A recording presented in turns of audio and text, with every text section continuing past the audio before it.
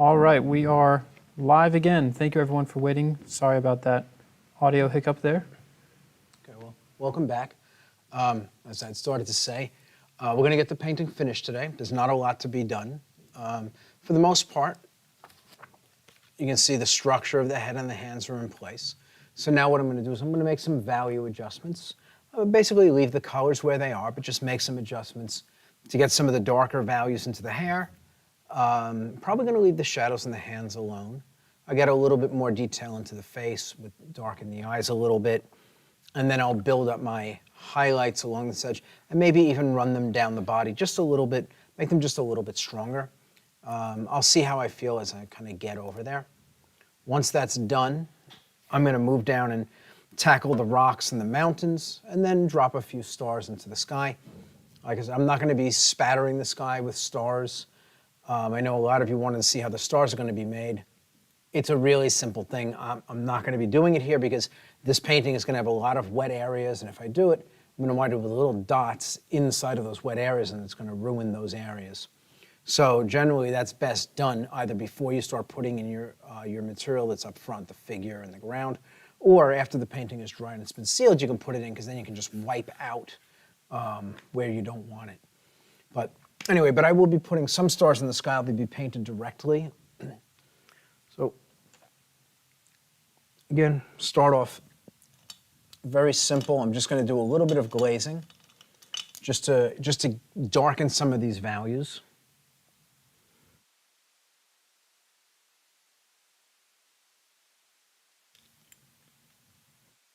Again, there's not a lot. There's really not a lot to be done with this. I want to make sure the paint is dense enough that it covers and it has a visual impact. At the same time, I also want it to be thin enough that I don't lose my details in here. Now, I don't have to go that much darker, darker than what I'm getting here. I don't think this is going to make. It's not going to lend to anything darker. I'm going to add a little.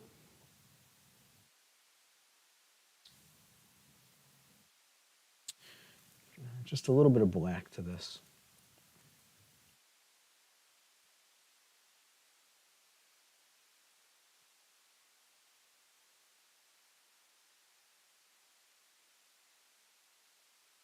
And again, just see how it plays. It's actually not doing anything. I put a little burnt umber into it, and it has some opacity to it. So I go back and kind of remix, get rid of the paint that is a little opaque. I'm dealing with things that are just transparent here. You can see this is considerably darker, and this should give me what I'm looking for. Yeah, and again, you can see, not a lot darker, just a little bit, but I don't need to push it that far. The values are very close to where I want them. You know, I took great care when I made the painting and checked the values to make sure that they were close to what I wanted. And again, kind of as you move them around, they kind of muddy each other up just a little bit. And so just going back in and reestablishing some of the darker and some of the lighter shades doesn't take a lot of work, which is nice.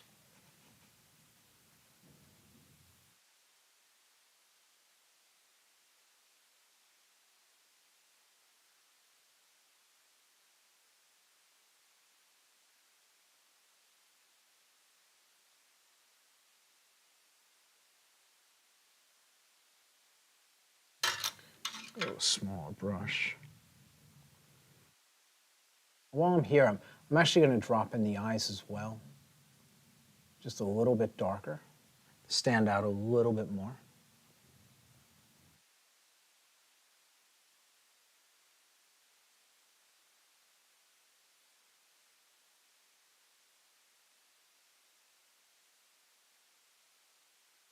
Look at this eyebrow as well.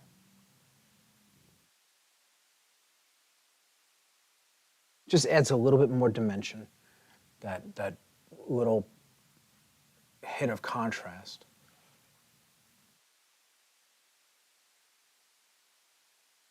And again, I'm not doing much. A little bit here and there. Like this edge, I'm going to kind of pull it back and forth. I don't want it to be too sharp.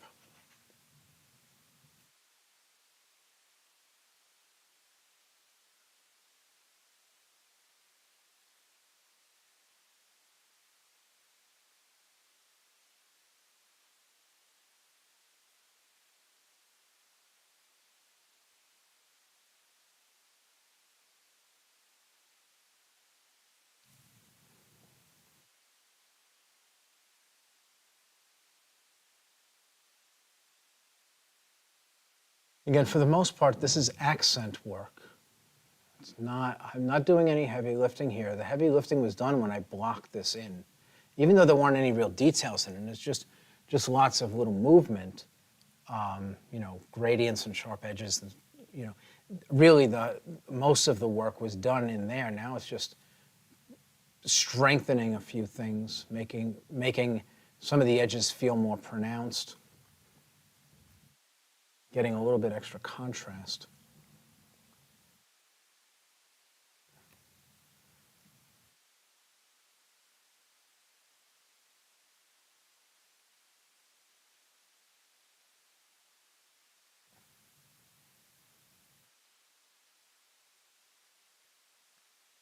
Really don't need much more than that.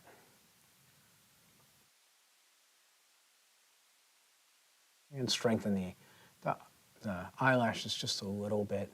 Again, it helps to pull the eyes forward and make them a little bit more prominent. Make sure the shapes are good.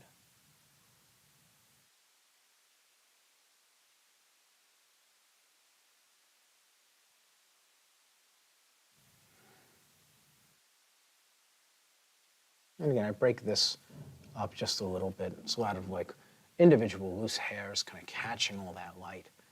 So it doesn't need to be too solid.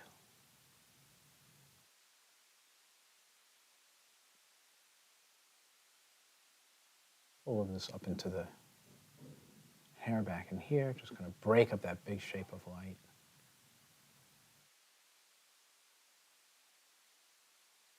Just a few different values in here. Just so that it's not monotonous.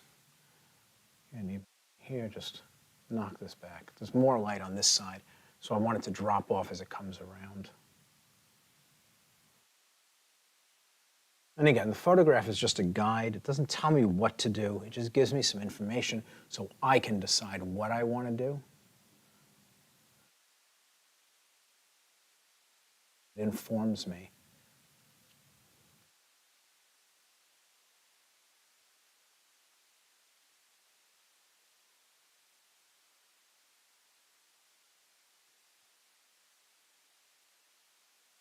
I think I'm actually going to stop right there as far as the darks are concerned. I go one more little one. A lot of paint. Just going to break this one down.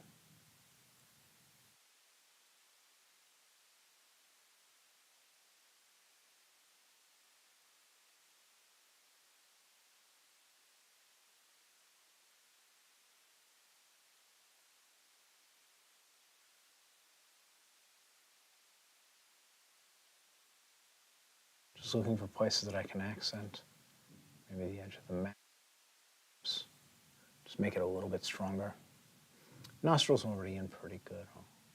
Again, just a tiny little bit more pop in there. Just makes it stand out just a little bit more.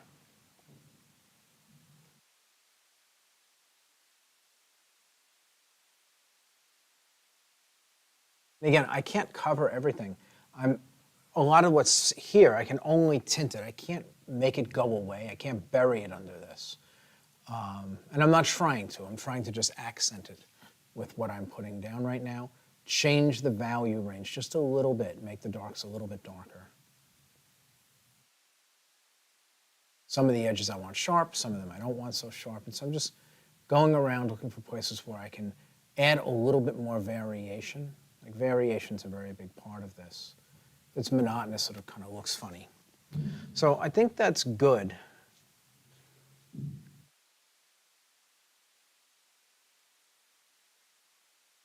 Here.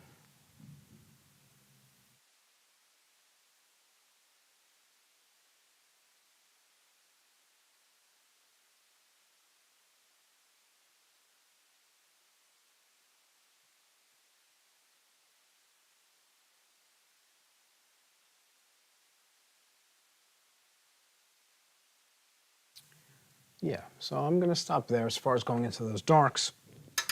I'm now going to work on some of the lights in the face. I'm going to just bring them up a little bit.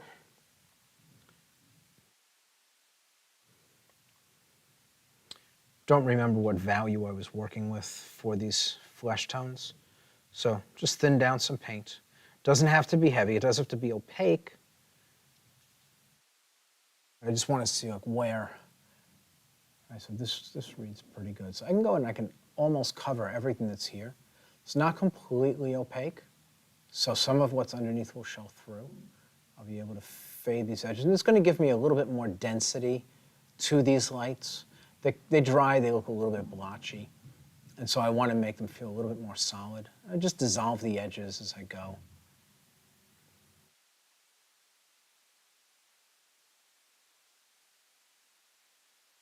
Again, you can see some of the stuff that's underneath showing through it.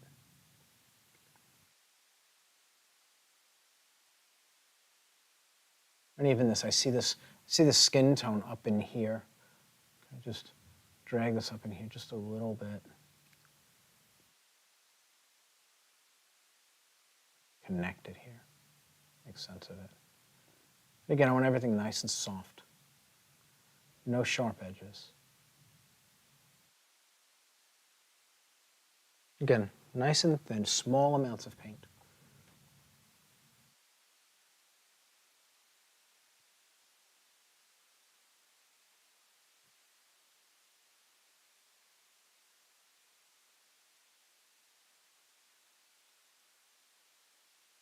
Again, I can push back against these shadows. If I decide I want to get a little bit more light, I can just paint over them. The shadow shapes still kind of show through a little bit, but they open up quite a bit. They're not so dark, not so strong. I'm just impart a bit more light in the image.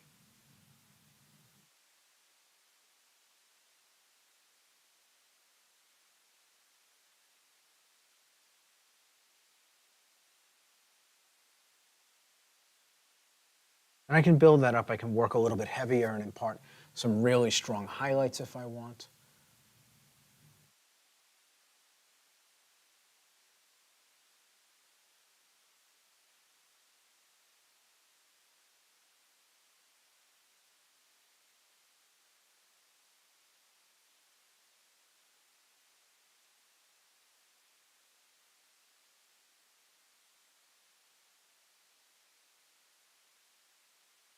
Really nice to see those lights get bulked up, Kevin. Yeah, I mean, it makes a difference. It pulls her forward, makes her a little bit more prominent. Yeah.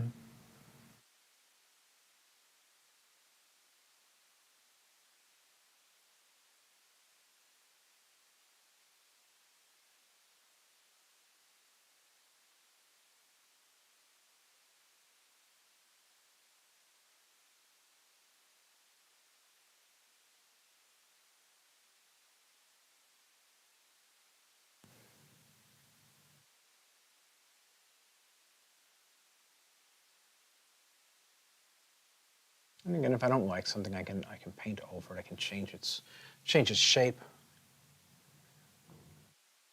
Just a little bit of paint on the brush. I wipe some off, and I'm just going to try to dust over this shadow. I have to grab a clean brush. But I got a little bit of paint in this shadow. I want to soften it, so I don't want the shadow to be quite as strong as it is. So I put some paint in it now. I'm kind of wiping away what I just put down. So you see the shadow through it, but it's not quite so strong. I think that looks nicer.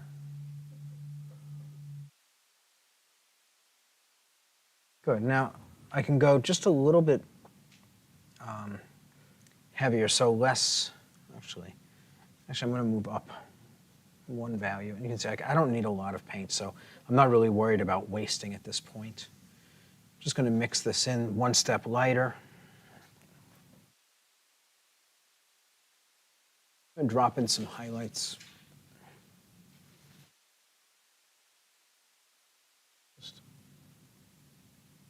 And this is going to get blended in. I'm not going to leave it like this.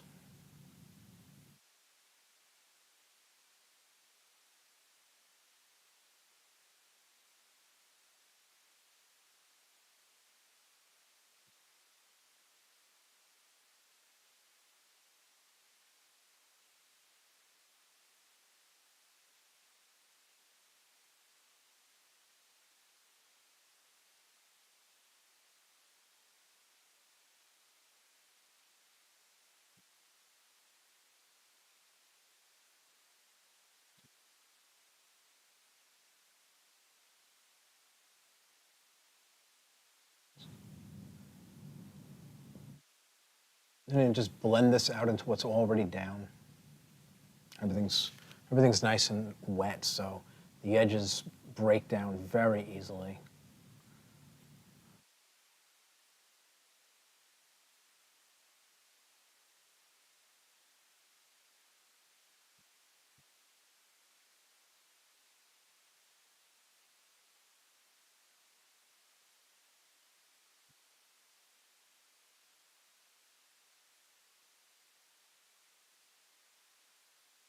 And you can see me kind of pushing the paint over some of the darker shadows. And just getting a little bit more illumination inside of the shadows here.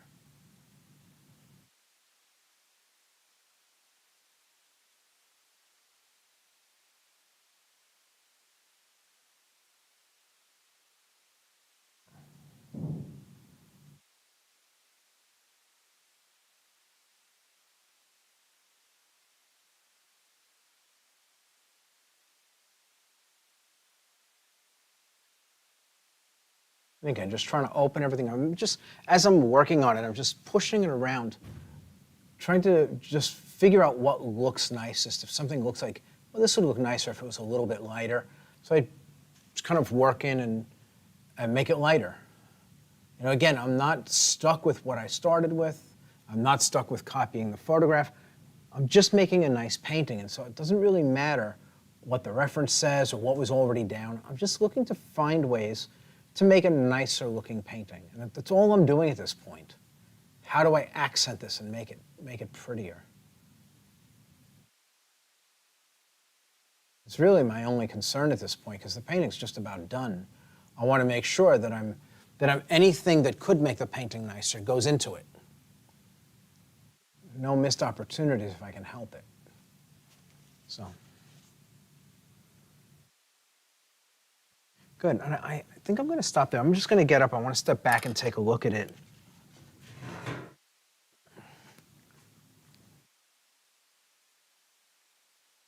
Yeah, that looks good. It's again, it's a bit lighter now, which I think is nice. I feel like this fell a little bit flat in here. Just pull out a couple of little highlights in here. So.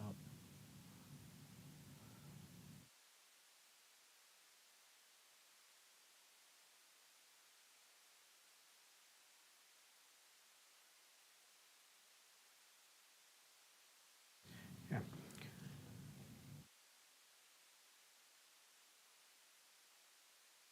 Let's just soften this edge a little bit. Make sure it's a nice gradient.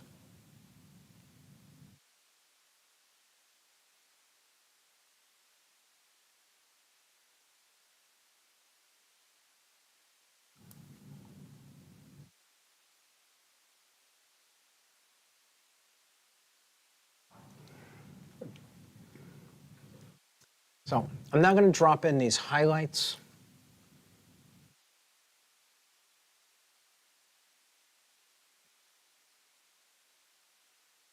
And again, I mean, I'm not going to be, like, I'm looking at how these relate to these, like this. Sort of start at that value, right, like this. It's a little bit lighter, so this is good.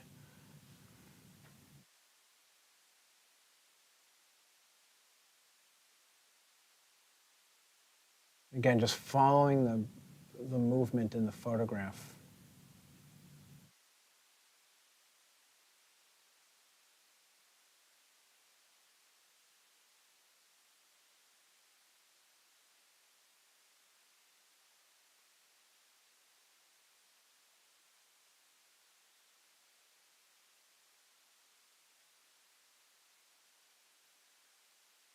Right, these are just very, very carefully placed strokes.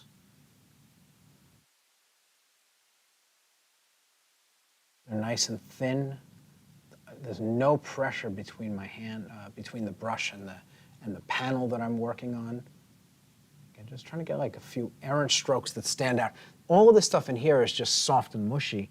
If I can get just a few crisp marks on top of it, everything pulls together, and all the soft stuff is then supported by a few what look like strands of hair, and so it all feels like hair. Also got to get this edge in here, which is pretty well illuminated. Gives her a nice little pop on that side of the face.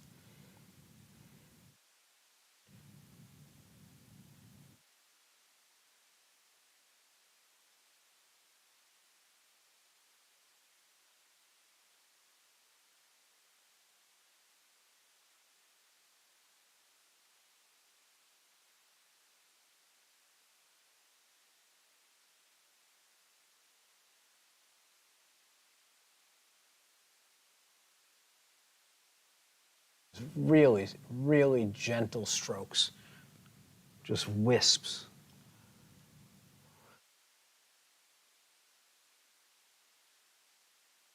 Figure out where everything is going, looking at the movement. And I don't want to make everything the same value. I want to make sure that I'm letting the stuff drop off as it goes around.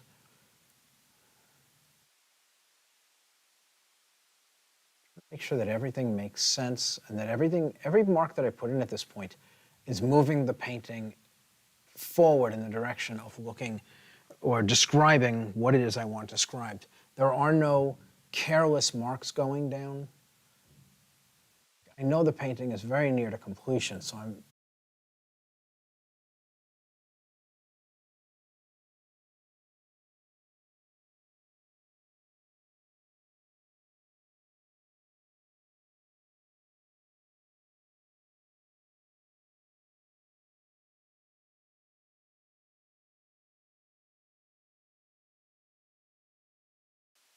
Okay. All right. We got the sound back on, and sorry about that. Our computer crashed, and we are back up and running. Let us know if there's any issues, and we'll fix it as soon as we can. So while you were gone, I finished. Thank you for coming out. Surprise! Okay, so basically I dropped those highlights in. I'm pretty much done. I don't need to do much with them. I want to make sure the edges they're tattered and they kind of explain the movement of the hair, but there's really not much to do with them. Again, especially like from the standpoint of an illustration, when they photograph this and scale it down for a book cover, it's going to be like, maybe 25% of the size that it is here, maybe less, actually quite a bit less. And so, like, even the hints of what is hair will read like hair as long as they're doing what they're supposed to, they're moving properly. So I'm going to take this value and I'm going to move it down into the armor a little bit. I just want to bring up a few of these highlights while I'm here. And it's going to make the armor feel a little bit more solid.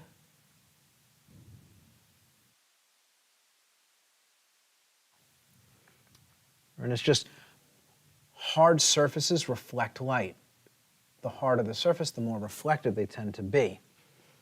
And so, to make the armor feel like it's a really hard surface, I just want to bring some of these highlights up.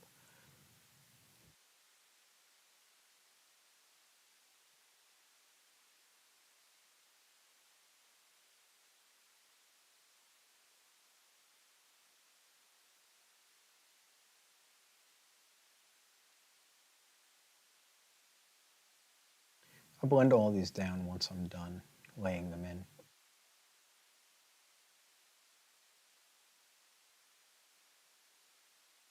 Honestly, you could leave those as they are. They look so nice. Well, the thing is that they're all sharp edges right now, and they do need to have some gradients. Even if they look really nice, they require the gradients in order to not contradict the form that I'm trying to create the illusion of. And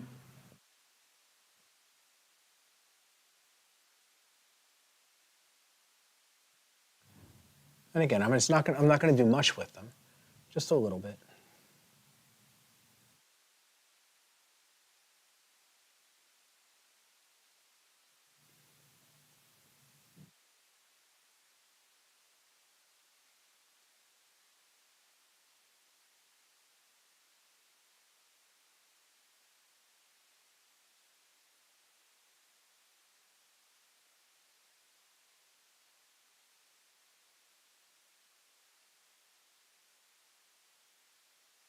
these alone. Again, just looking for places that might benefit from a little hit of extra light. So I got all of this. And again, you can see not a lot. I'll get the edge of the gun.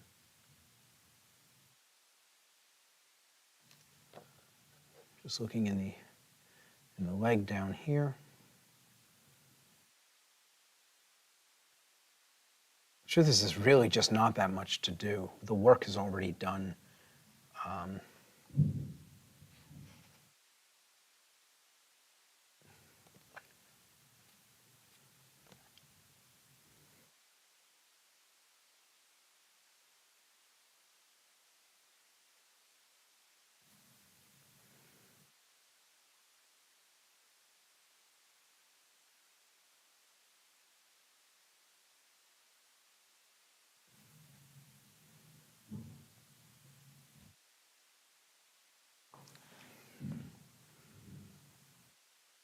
Yeah, I mean, to me, I just don't see any place to put anything else in. So that's good. I'm just going to go around. I'm going to make sure any of these edges that should be gradients are. Trying not to knock the value down in the place where I want the highlight very strong, but trying to get a little bit of a gradient going.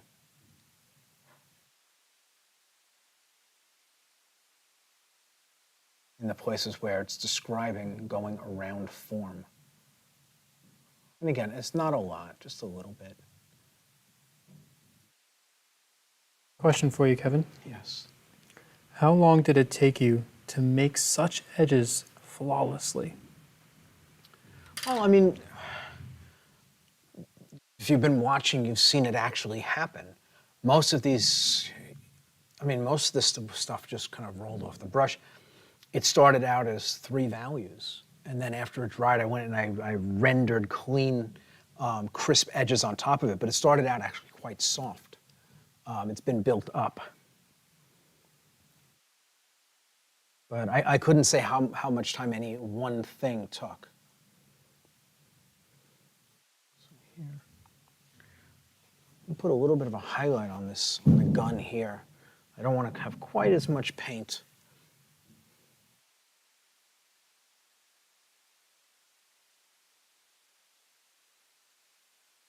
I don't want it to be too bold. I do want it to be nice and straight, though.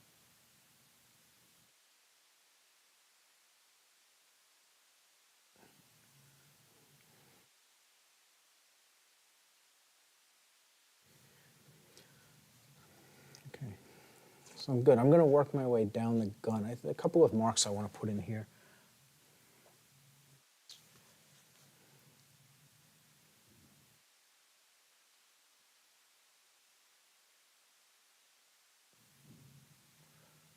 And again, I'm just looking at a photograph over here. I'm just looking to see if there's anything that jumps out at me. There's really nothing in here. I know there's light down at this end of the gun.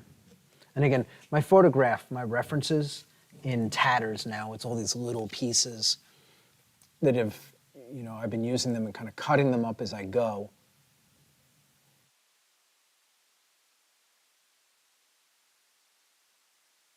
Making them fit my need. I don't need them at full, I don't need the whole image. I need it in small pieces so I can get it close to the subject where I'm working.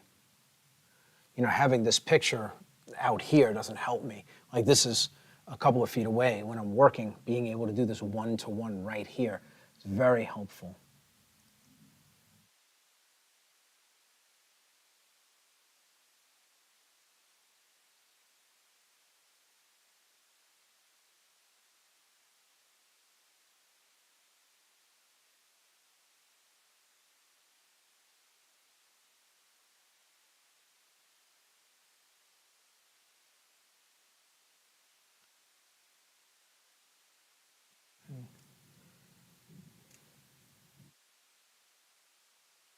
Again, it's just these little accents. They go a long way to making the armor look like really solid. It looks like it's reflecting so much light.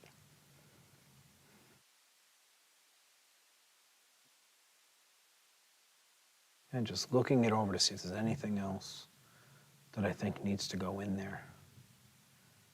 I'm pretty happy with all of this. Everything looks good. And like while I'm working, like I'm kind of coming to the end of working on her. I still have to do a little bit of work in the hands, not much, just bring up the highlights. But I am scouring this image back and forth, looking at the reference material for anything that I've missed, anything that even one mark that will improve the painting, even if it's just a barely imperceptible amount. If I can put down a mark and it makes the painting a better painting, even to the tiniest degree, it's a better painting. And so I'm scouring the image, looking for it. And not just the reference material, but I'm looking at the image and I'm trying to figure out if there's something else I can do here that strengthens the painting, makes something that's a little bit vague and hard to read a little bit easier to make sense of. And so I'm really just looking to figure out where there's room for an improvement, right? And like here, like in the gun, it a little bit helps to pull the gun forward out of this kind of darkness.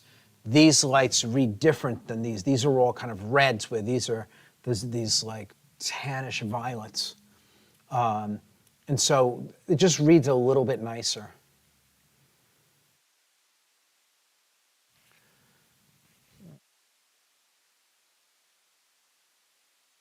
Again, just kind of. Kevin, someone shared, I feel like if I'd touch the painting, I'd feel the material of the armor, not the paint. Yeah, well, when you do it right, that's actually how it should be. Visually, when you look at it, you should feel what you're seeing.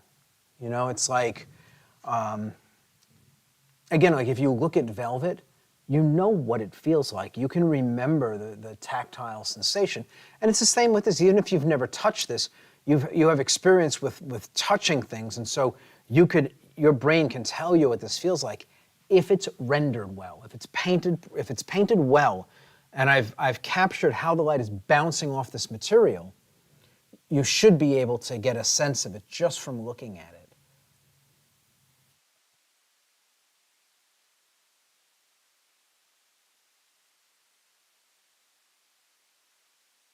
Again, just tiny, tiny little accents. They just help to separate one thing from another.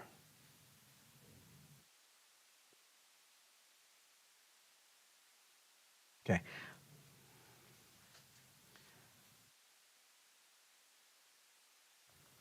So I'm going to go in, I'm going to bring up the light on the hands just a little bit.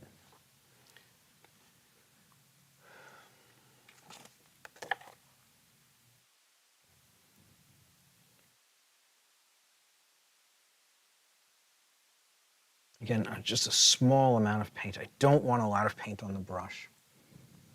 There's not a lot of light in here. Actually, the big bold light is actually the same one that's on here, and I will incorporate that in, just not yet. I just want to get a little bit more movement in here, a little bit more shifting between these values to help separate the fingers.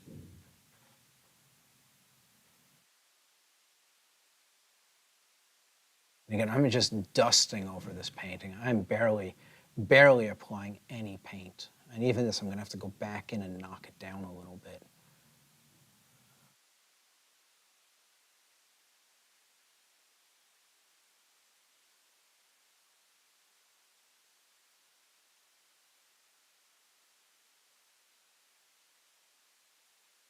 Again, just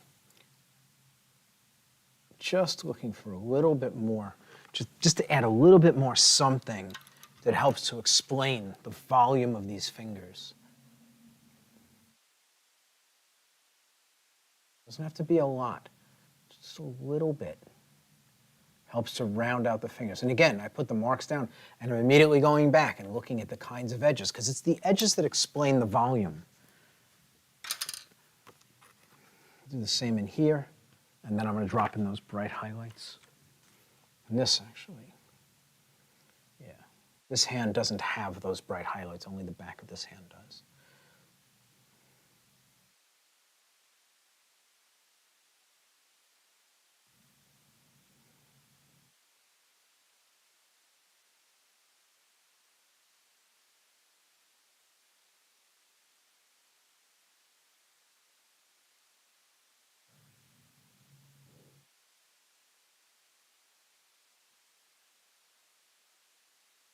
And again, just finger by finger. Very careful.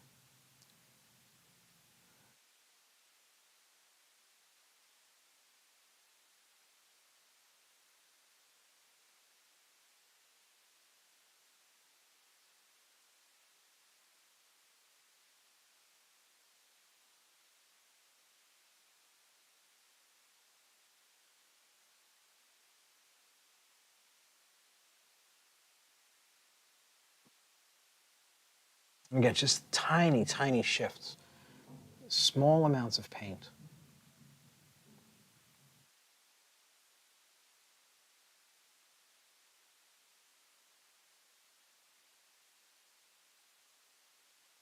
Hey, Kevin, Yes. do you ever miss doing illustrations for fantasy and sci-fi?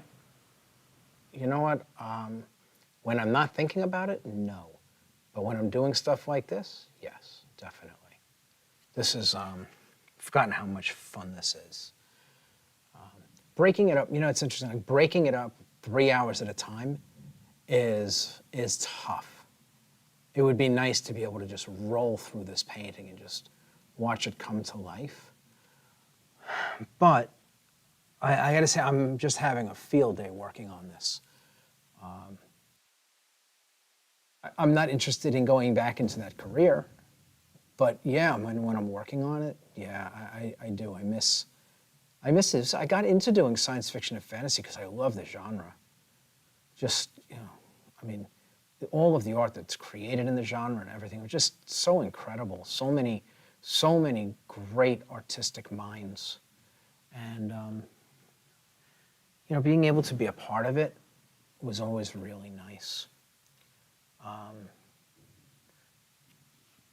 So, yeah, I mean, I definitely miss it. Like I said, I don't have any reason to make paintings like this these days. Like, I can't see making a painting like this for my wall. I have other things I'd rather paint if I'm going to do that. If I'm going to commit time and make paintings, this isn't where I would go. I mean, if I had a really great idea that I loved, I might do it, but my mind is on other things now. I'm thinking different subject matter. And so, like I said, I can't imagine doing something like this, spending the time to make a painting. The photo shoots are usually a lot of work too. And the Photoshop work, the photo shoots, like all of that. They're a lot more work than what, like portraiture. Portraiture, once you've got the thing composed and you've got it lit properly, you're basically, the creativity really ends there. And there's something to be said for that. You deal with the creativity before the painting is started, like when you're coming up with the ideas. And then once you've got the reference material, if it's been done well, it's now just technical skill being applied. And of course, along the way, you're going to run into things that are going to require some creative problem solving in order to figure out how to best paint them. But I kind of like that. I do the creative stuff at the beginning, and then I just let the painting roll out from there.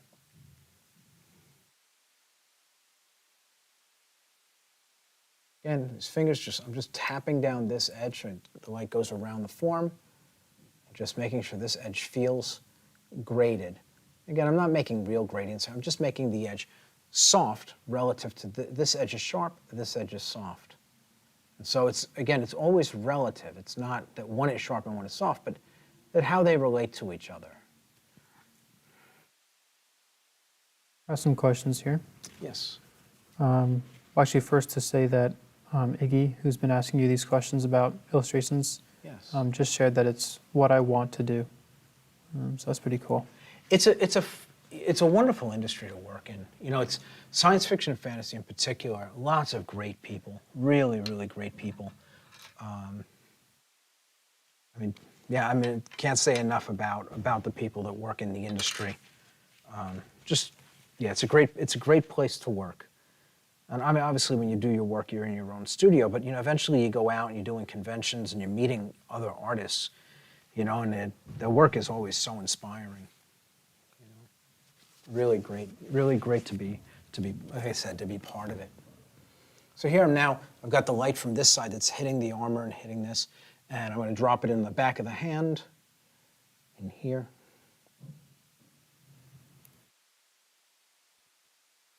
And so, first question from Natasha is, what are your favorite sci-fi fantasy books?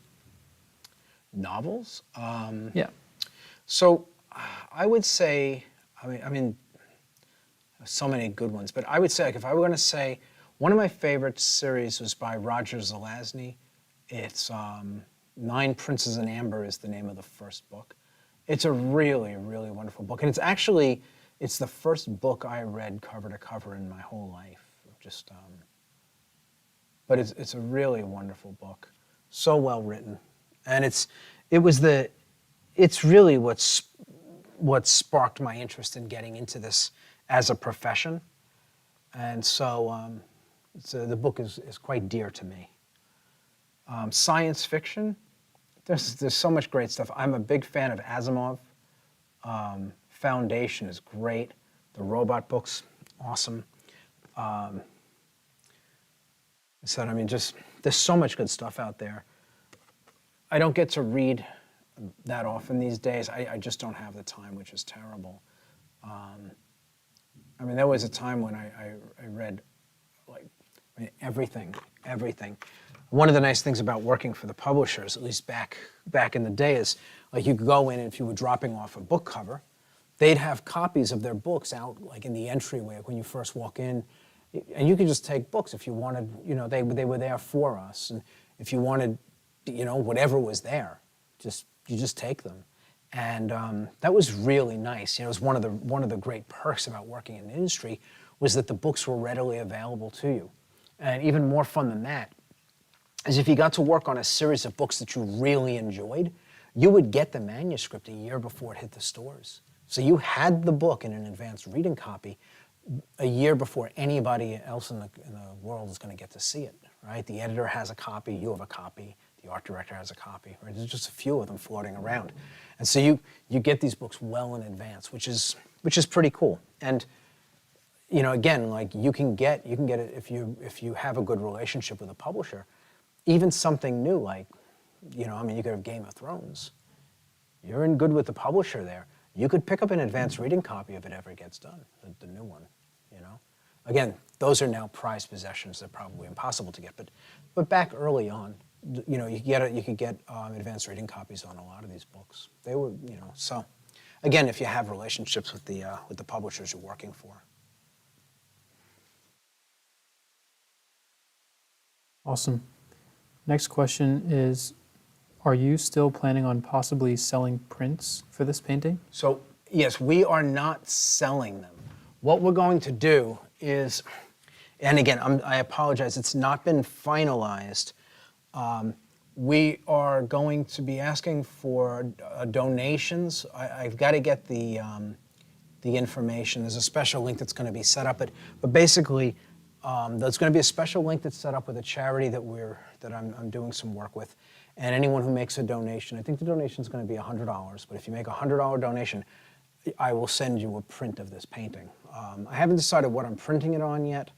I have a really high-end printer, so I'm not sure what it's going to get printed on. I want to be able, I thought canvas at first, but the painting is not on canvas, and I don't want to mess with the kind of the elegance and the smoothness of this by putting it on a textured material. But I got to do a couple of tests and see what shows it off best. But yes, we will be doing that, and I guess we're just going to have to post. We were hoping to have the stuff all organized by now, and I think it's going to be held off. But we will make an announcement about that, and you'll have time, at least a few days advance notice of when we'll be doing it. And once that's done, hopefully we'll get a lot of people to donate. It's a wonderful charity, and again, it's a charity that protects children, and so that's always a good place it's a good thing to support. But we will get the information out there. This will be available. That will be the case. And if for some reason that doesn't happen, then we'll work something else out so that if you're interested in a print, we'll be able to get one to you, maybe for just of what it costs to print and to ship. But we'll figure something out with that. Awesome. And is that a signed print, Kevin? Yes, I will sign them. I'll sign them and I'll number them, and they'll go out in the order that they're purchased. So if somebody makes a donation, we'll take them in that order, And the person who gets in first will get in number 1 and number 2 and number 3, and it'll be a limited edition print. If we print 60, if say 60 people donate, it will be a limited edition print of only 60 prints. That's it. And so once the charitable donations are stopped, that will be the end of the end of the print run. Those will get printed, they'll get signed, they'll get numbered by me, and then they'll get shipped out. So if you're interested in a limited edition print, something that has been documented, you've seen every single brushstroke, to be able to get up close to this and put your nose against it. Like I said, I'll do the photography and I'll do the printing. It's going to be a clean, crisp print. It's gonna show off everything that's here. So, and it's nice because you'll be able to see it. Again, you're watching it on video. It's not the same as seeing it up close and personal like this. I can confirm that is very true. Yeah, we have a few students that come to the school that are in Evolve, and they come in every week and they come over and they look at the painting, and it's always the same. It's like it's so much nicer here than it looks on screen. So, and unfortunately, the technology is, it is what it is. It's only able to capture so much.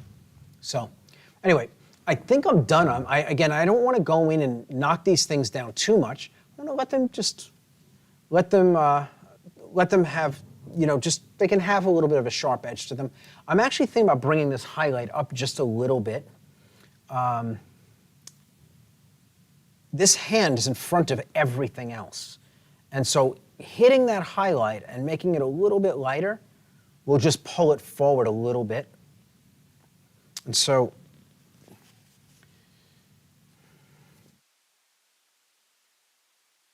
again, I don't want to get into too much paint. I don't want to get too heavy with this.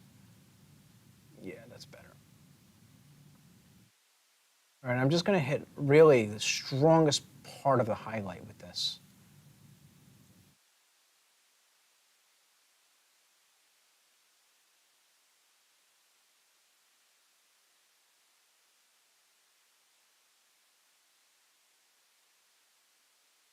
Just gently tap down the edges.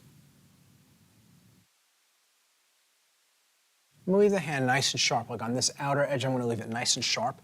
Again, the sharp edge pulls forward. This edge goes around the form, so I'm just going to soften it a little bit. I think I'm going to stop there. Again, I'm just looking at what the edges look like, make sure that I don't want a sharp edge in a place where I don't want a sharp edge. So I'm just being thoughtful about that. I'm actually going to pull that light. I'm going to drop in a couple of extra marks. I'm just, again, like extreme reflections.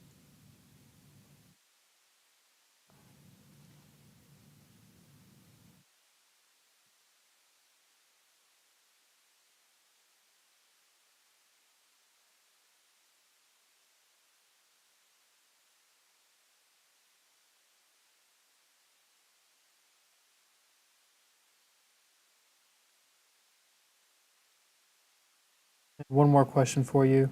Yes. Do we have a topic planned for the next live painting?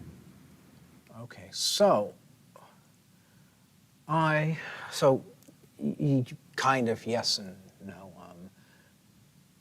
I'm going to be taking next week off. I've got some things to do.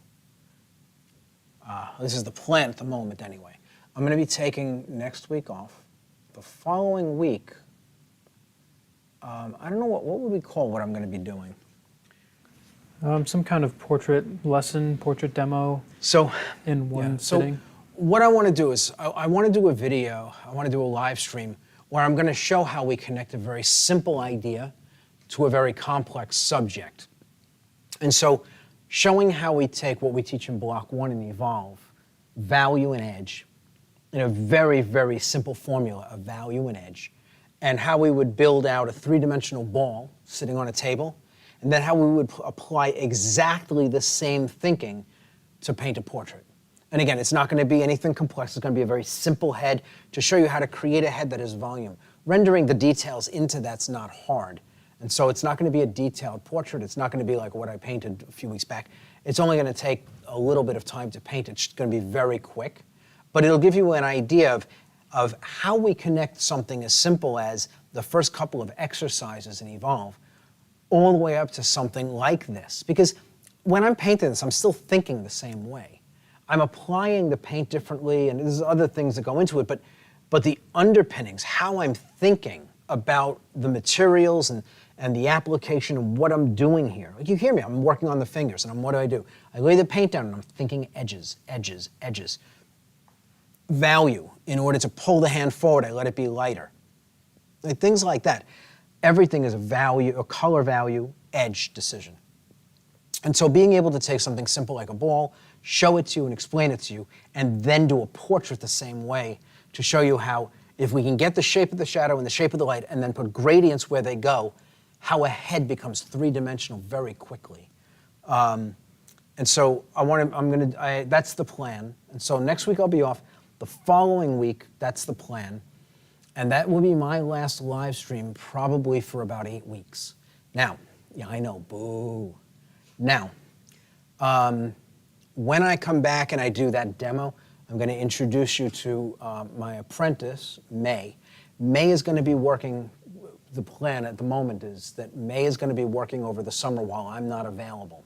I have summer programs that I run, so I'm not going to be able to do the live stream. And so she is going to take 8 weeks and she's going to be working on a painting. You'll get to spend some time with her and watch her paint. She uses the same techniques. You know, she's been trained here. But you'll be able to talk to her and get a sense of what it's like to be a student in the studio with me, what the training's been like for her. She's 19 years old. She produces some incredible stuff, and you'll get to see her work when she's introduced in a couple of weeks. We'll show you some of her work, much like we did my daughter. She'll sit down for a couple of minutes and say hi, so you know who she is, and then you'll be able to jump in with her the following week. The week, what is it, 27? It's like the 30th. It'll be the plan. Oh, sorry. For when May comes in. Yeah, it'll be like the 30th. It'll be like Thursday the 31st, if that's Thursday the 31st should be the first day that she's working. Assuming that that's actually a day in June. Yeah, we'll get that figured out. Yep. No, it would be July 1st. July 1st. Okay. Yeah, so it'd be July 1st. We don't know how many days are in a month. It Just would be me, July 1st, so that she would be starting that. And again, this stuff is all tentative right now. We're trying to get it all structured, but that's the plan at the moment. So I'm going to do that one quick demo to break things down. Again, this is sprawled out over 11 weeks. That next one will be just a 3-hour, probably not even 3 hours long. So anyway, and then I will resume things in September when we get back. And so it's nice, as I'm kind of thinking about it, this painting for everything that's here is only, when we finish tonight at 11 o'clock, this will be only 33 hours to have produced this painting. Now it's spread out over all these weeks, but it's only 33 hours. This is less than a full work week if you were talking about a 40-hour work week, which is nice. It's a good pace if you're going to be doing commercial work. But even if you're doing fine art, it's a really nice pace. You really don't want to take too much longer to produce your work. And again, speed is not something you go for in the beginning. It's something you develop over time with understanding. So anyway, at this point, I think the figure is done. I really don't see anything else to put in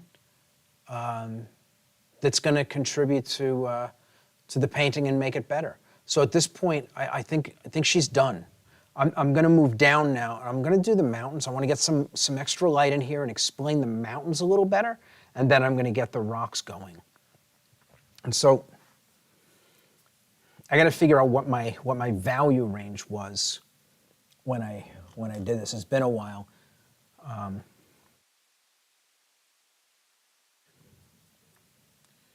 It's great. Like this paint is it's just lasted forever and ever. I mean, I mixed a lot of paint and I protected it to make sure that it would do that. But it's nice to see that it did what I wanted it to do. It's been sitting here just waiting for me, which is nice. So I'm going to start. I can see, put a mark. I can see I've got a nice amount of light in this value. So I don't need a lot of paint. This is all really nice already. I don't need a lot of paint, but I do want to go in and put some of these details in.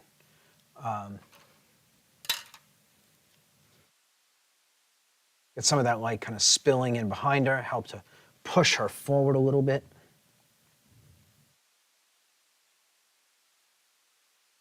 And so just kind of, and again, small amounts of paint. I don't need a lot of paint in here. And I don't need to make everything really sharp. I want to be very careful about that. Letting these things, right, this is, you know, this paint is really bright compared to what's already down. And so I'm just allowing the paint to come off the brush in an organic way. Just try to create a little bit more movement in these rocks. Give them some texture.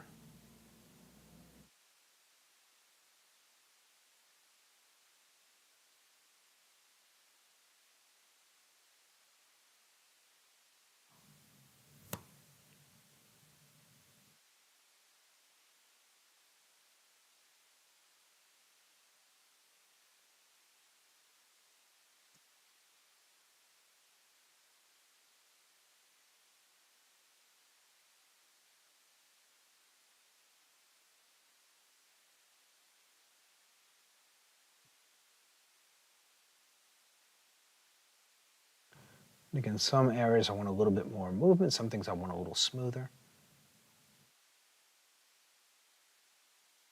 All right, Kevin, another question for you. Yes. How much creativity do you have as an illustrator for book publishers?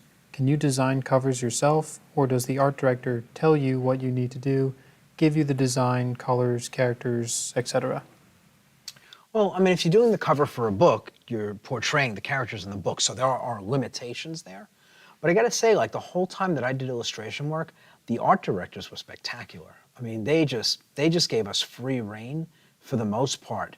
You know, look, I mean, if they're hiring you for what you do, it makes sense that they would let you do what they hired you to do, right? And I mean, that was, I mean, again, some people, like the editors, sometimes get involved in it, and that can be, again, you know, from a creative standpoint, that can be annoying. Like, you don't want to deal with that. You want to just do what you want to do. But that's not the job. The job isn't that you just get to paint whatever you want. The job is that you're producing a book cover for a book. There's a lot of people who are involved in it. You know, there are people who are responsible for the end result, right? It's like people don't think about it, like the artists, we don't think about, like, you know, I just want to do the painting I want to do, and I can't believe that they wouldn't let me do it. But the truth is that if the art director produces bad covers, they deliver things that if a book bombs and the cover is not a really nice cover, the art director could lose their head over that, right? The art director is hired, and they're, you know, to produce good book covers, right? To hire the right artists and get them in and get good art that does a good job of representing the book. And if that doesn't happen and a book fails miserably and the company loses money, that happens a couple of times. They start looking at the art director. And so there have to be some control mechanisms. And so, again, a lot of the art directors, they will only hire you if you're really solid. So, which makes it hard to get in. But once you're in, a lot of the time what they do is they give you a lot of flexibility. Now, mind you, like when you get a commission, you might, like say you read the book and then you do 3 sketches. They pick the one they like. So you have to produce a few designs. They pick the one they like, and they may say, hey, you know, could we make this change and that change? Yes, of course we can. And then they say, okay, like, go to work. And they expect you to deliver based on the agreed sketch at the quality that you painted for your portfolio. So if you give them a portfolio and all your paintings are 10s and you deliver an 8, there's going to be issues, right? They expect your painting to be delivered at the quality of the portfolio you gave them.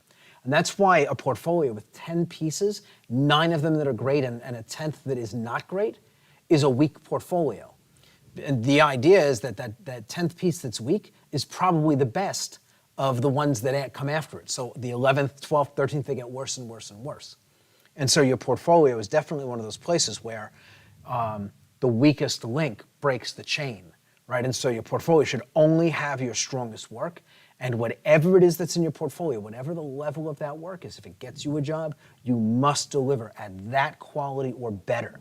Again, it's not just you at your career at risk, you're putting the art director, anybody who's involved in agreeing to having you do the work, you put them in jeopardy as well. And again, not like an art director is going to get fired over one cover, but the thing is, if they're hiring people and it doesn't take much, a few artists just drop the ball all at one time.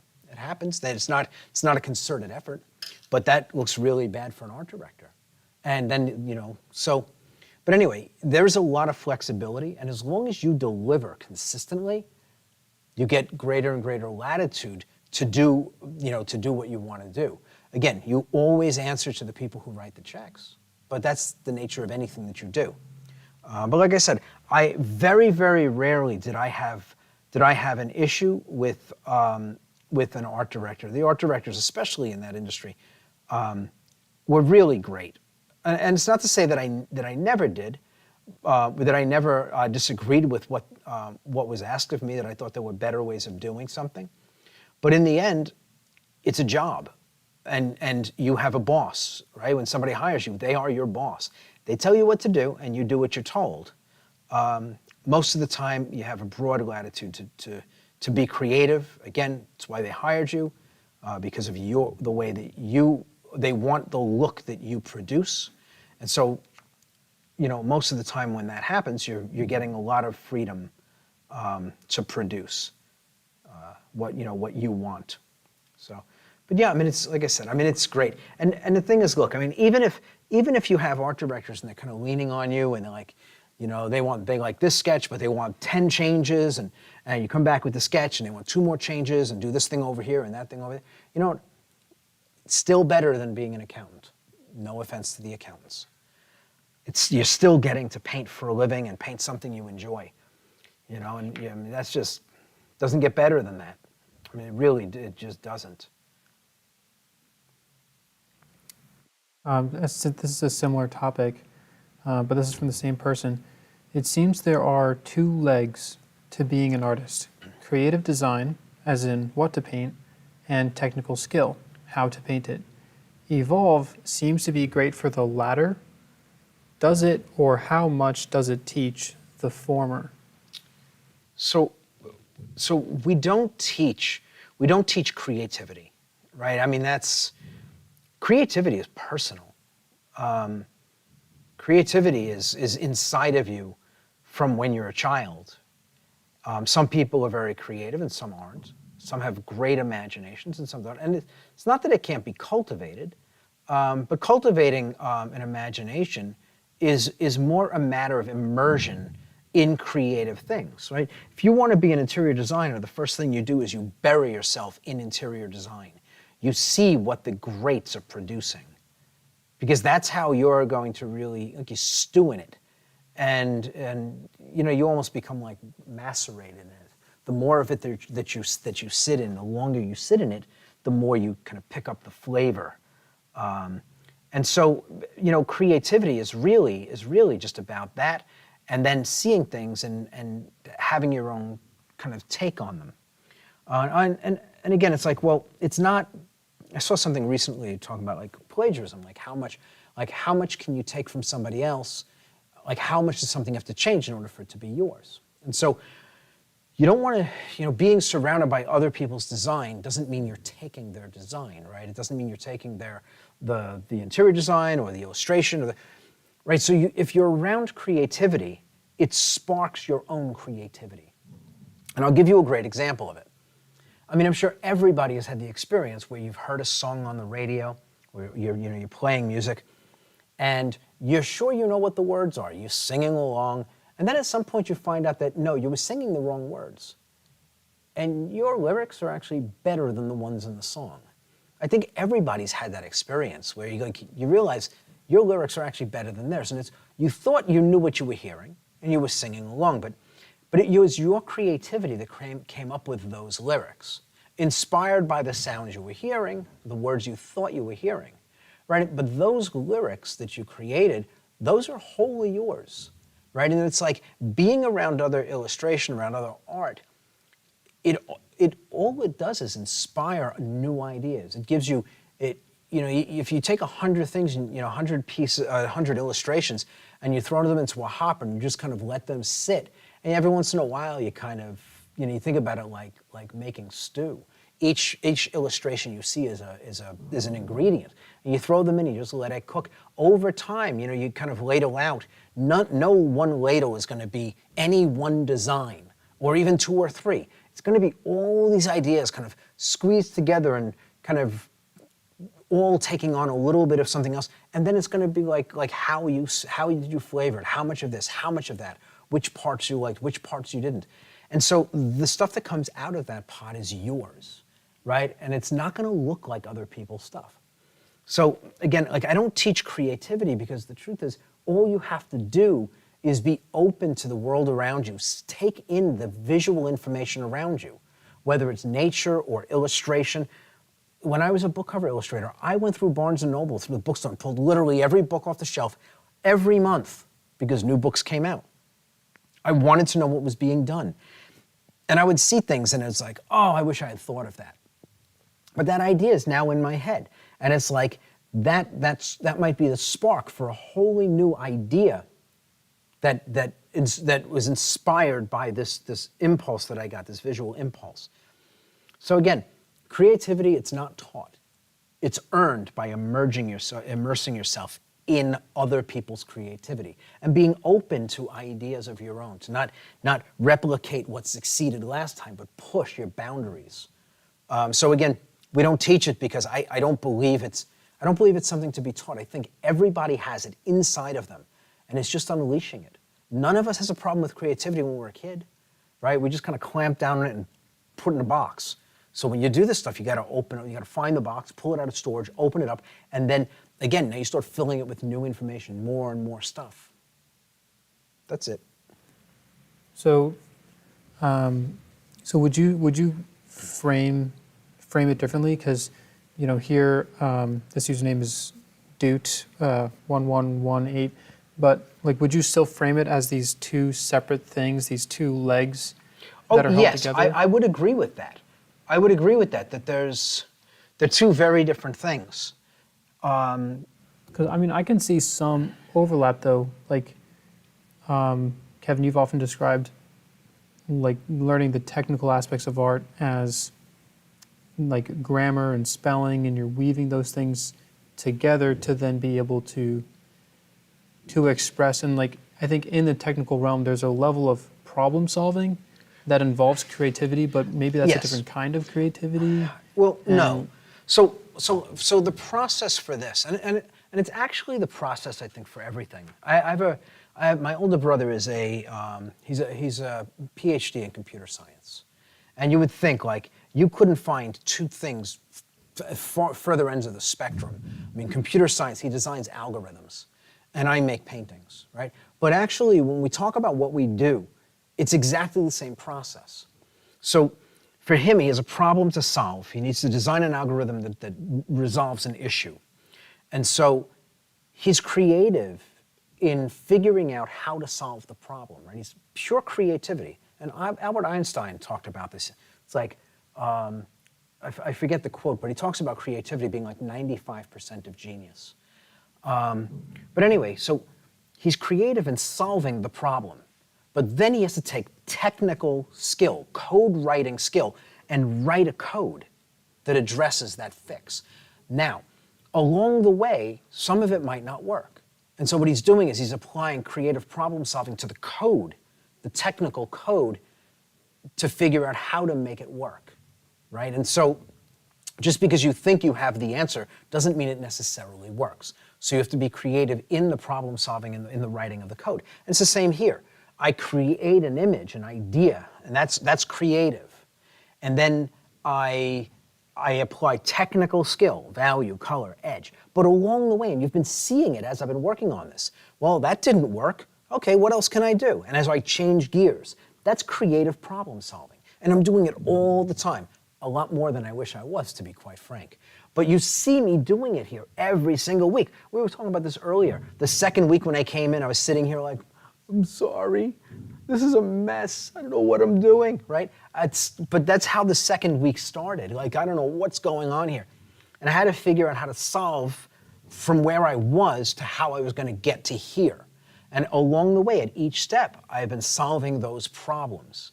Now, I'm still applying just the technical stuff, but it's like, well, how do I apply it? Because there's a whole bunch of different ways of using these technical skills, these paint mixtures. Do I layer it? Do I do it directly? Do I build the lights in now, or do I do them later? Like, all of those things they're creative choices.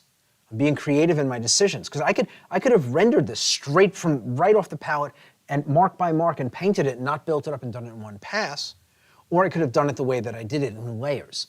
And I chose to do it in layers this time because it just seemed to fit. Okay, so there is creativity along the way in the process as well, right? It's not just that once you know what you want to do and you've been creative in designing an image, that then it's just grunt work going through technical application. It's not like that. Every mark, every decision you make requires creative input as to how best to move the painting forward to completion. And again, I believe that that's in everything. I don't think there's anything where you don't have that. Mm-hmm. It's an awesome discussion. This may be connected. Do you always paint from reference, or do you sometimes paint from just your imagination? Any pros or cons to that, or recommendations for that? Well, you know what? These days, I do a lot of demos from my imagination, painting faces and things like that to show how a technique works. But I don't. I don't need to use my imagination for a lot of what I do these days. When I was doing illustration, I painted from my imagination all the time. Not everything. I would have reference for some stuff, and I would have my imagination for other stuff. Right? Because sometimes, I could build a model for a dragon, or I could just paint a dragon, right? And sometimes, depending on how important the thing was in the painting, was it prominent, or was it just kind of hinted at? Like, depending on that, I would decide whether or not to build a sculpture for it, so I had real reference, or to just kind of wing it. And again, like when you're using your imagination, very important. You don't think about, like, so a dragon, you're not thinking about a dragon, you're thinking about how the light hits the dragon. Because that's what you're always painting, you're painting the light. And so thinking about how the light hits the dragon is the way that you would paint it. And again, like I said, I do demos in here where I'll do a face that way, and I'll talk about, as I'm sketching it, here's how the light is moving across the subject. And Daniel's seen me, when Daniel was a student here, he's seen me do this, where I'll just scribble in the shapes of the lights, and all of a sudden a portrait starts to emerge. And I haven't painted a portrait, I'm just establishing the shapes of lights where they would hit the planes of the face. And a face just happens. And so, from the standpoint of like painting from your imagination, it's not as hard as most people think. What I think is that people are thinking about painting a thing rather than thinking about how the light moves across it. And so they get bogged down in details that aren't necessary, and the details make it hard to see a path to the end result, and so people give up before the end result is achieved. And that happens with a lot of stuff where if you're not really sure how to get to something, it's easy to surrender along the way because you think, well, I think I'm lost. This doesn't seem like the right path because this doesn't look like where I want to be yet. And so instead of just kind of sticking it out and seeing where it leads, it's easier to just kind of go off in another direction and drop it and do something else. Very often, if you just kind of stick with it, it'll pull together. Or at least what'll happen is it'll start to come together, which will then get you excited about what you're doing, and that'll help you to get it across the finish line.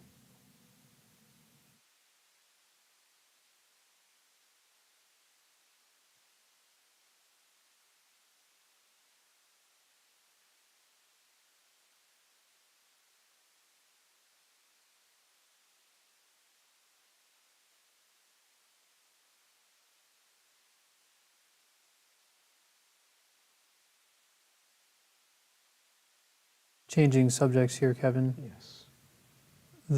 Her left shoulder, our right side, the other one, yeah, behind the gun. Mm-hmm. Do you have any plans for that, or are you going to leave that as is? Oh, that's done. I'm finished. Just leaving it just the way it is. Cool. Oh, actually, maybe we're talking about this. Yep, that one. Oh, this. I could probably drop a highlight in there. I mean, the truth is funny. It's really kind of irrelevant. It's so well hidden in there. I don't know that it really needs anything. And again, if it doesn't move the painting forward, I have no interest in painting it, right? You can leave things unsaid. As long as the things that need to be said are, you don't need to paint everything. And that's not laziness, it's just not wasting time, not wasting energy on stuff that doesn't matter. Again, if I felt like it was needed, that's different. I would never leave something out of a painting that I felt was necessary for its success. But I don't waste my time on things that just make the painting different.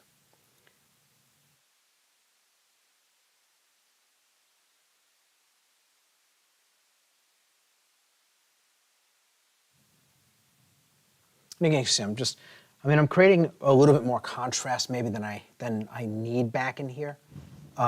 It's kind of pulling forward now that I'm adding in these lights, and that's okay.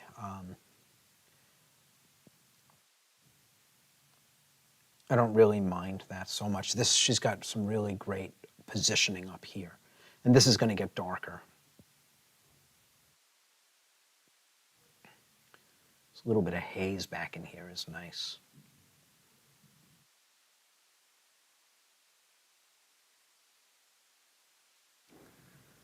Next question, Kevin. Do you ever get very emotionally attached to your art? For example, you don't want to sell it or show it or have it critiqued and just keep it for yourself? No. You know, when I was younger, when I was first starting out as an illustrator, I didn't want to part with my work. Because it was precious to me. And I was being paid for it as an illustrator. So I didn't need to use it to make money because I was being paid for the right to print it. But I got to tell you, eventually they started piling up. There were so many paintings just sitting, waiting to be damaged, literally buried in a closet I had. And at some point, it's like, well, this is silly. And so I started selling them. And I found that, the people that were buying them really cherished them. And that was nice. Better than it's sitting in my closet collecting dust. And so, over the years that followed, I sold literally everything I painted. I didn't hold on to anything. It all went out the door.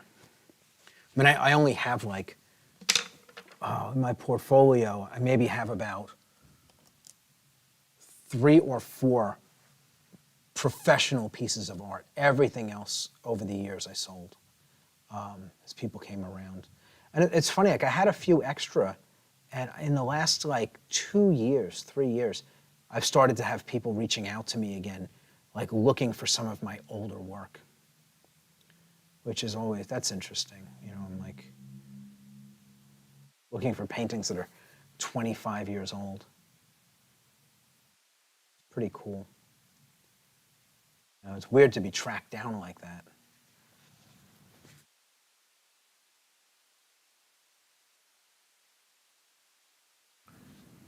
Another question for you. Mm-hmm. Aside from Boris Vallejo and his son, do you have any other artists who you would recommend we study, or artists who have influenced you? Classic masters or living artists? Not to study, but you should, if you like art, you should be out there looking at art. So much great stuff being produced. There are just lots of great artists out there, and they're, again, you immerse yourself in it. I mentioned him already, I think, but one of my favorite artists is Rick Berry. His stuff is just incredible. I'm in awe of his work, just absolutely blown away by it. Stuff's incredible.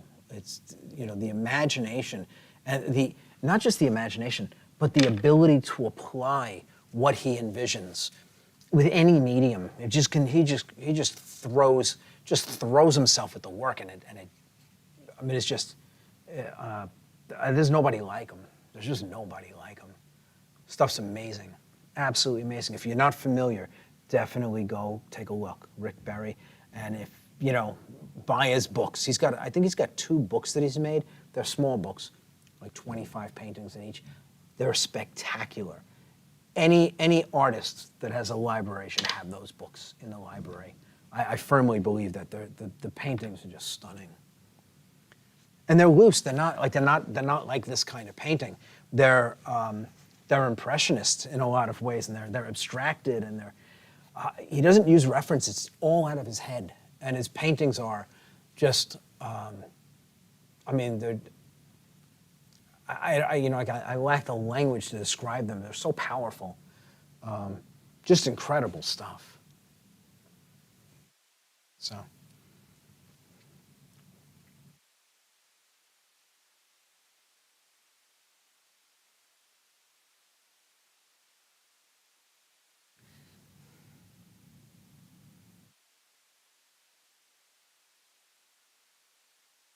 I just want to make sure this leg reads like this is going behind it. Again, little things, just tying up loose ends. So I think I'm done with that. I'm going to get in here and I'm going to start laying in some darker shades into these rocks. And again, like, I'm not going crazy in here. I'm not going to be painting the rocks that I have in the photograph. I just want to create.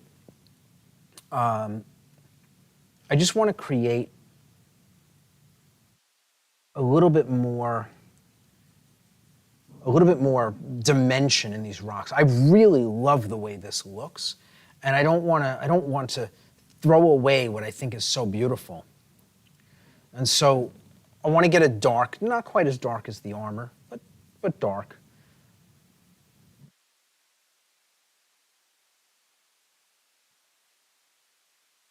And just scribble in, I'm thinking like I did in here, I'm looking at planes, where the light is hitting, where the shadows are hitting.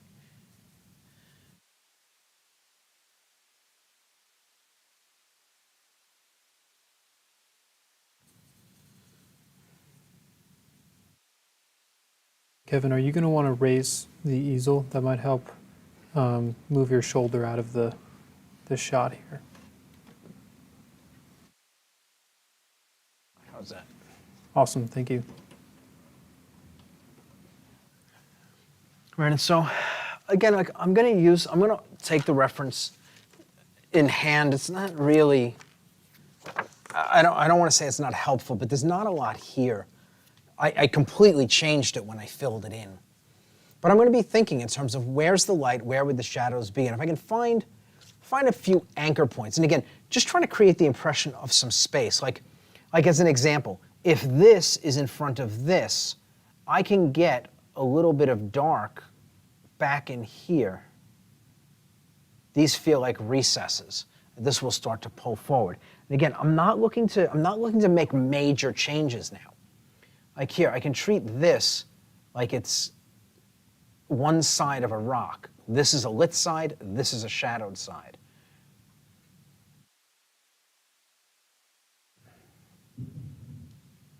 Again, I don't want to do details. These are all really going to be scribbles. Like this looks like a deep recess. And I don't know why, I'm not getting very dark in here.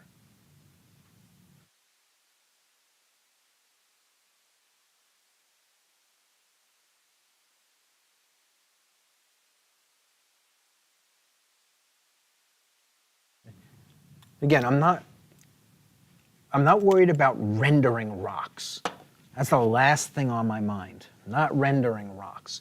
What I'm looking to do is just get a little bit more depth into the rocks, into the shapes that are here. It's all that I'm looking for. I'm basically just, again, like if I want this in front of this, having a little bit more, what is going on with this? These colors are not doing what I want them to do. I think it's just the paint is dry. I'm not picking up now. There we go. I kept grabbing this one and I wasn't getting any paint because it's dry on the outside. Which one were you grabbing? Oh, this blue. Cool. So, yeah. But anyway, again, just like addressing some of these recesses, trying to think in terms of like, where are things? If there was a gap where something is kind of like, if there's some depth, I can make it a little bit darker, and then it makes it feel like it's kind of further away, and that'll start to give me front, middle ground, background, even within the rocks up here. Again, I don't want to do too much. I want to leave this stuff, a lot of it, just the way it is. So I'm going to do, basically, like I did when I first put these shapes in, I'm just going to scribble in to the darker shades that are already here. And I'm going to add additional darker values. And I'm not going to make them detailed, they're just going to be loose brush strokes.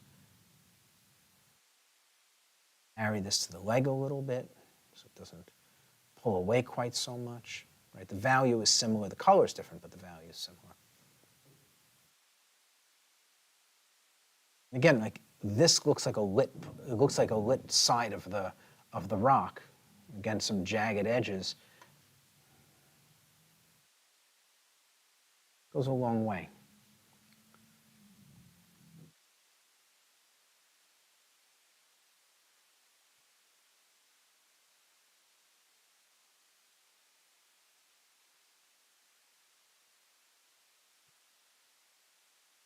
Again, this is, like, to me, this is more of a decorative element than something to be concretely rendered. I want it to just have to feel solid.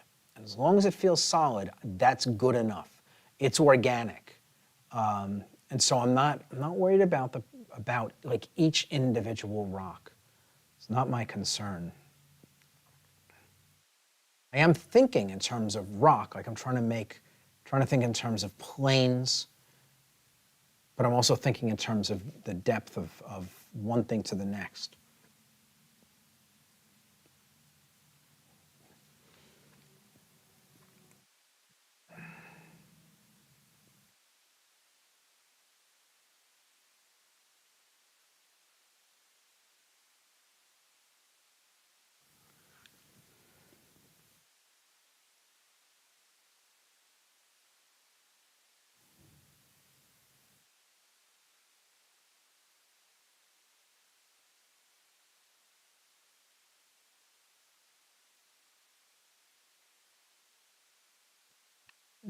I'm letting the brush really kind of leave its mark.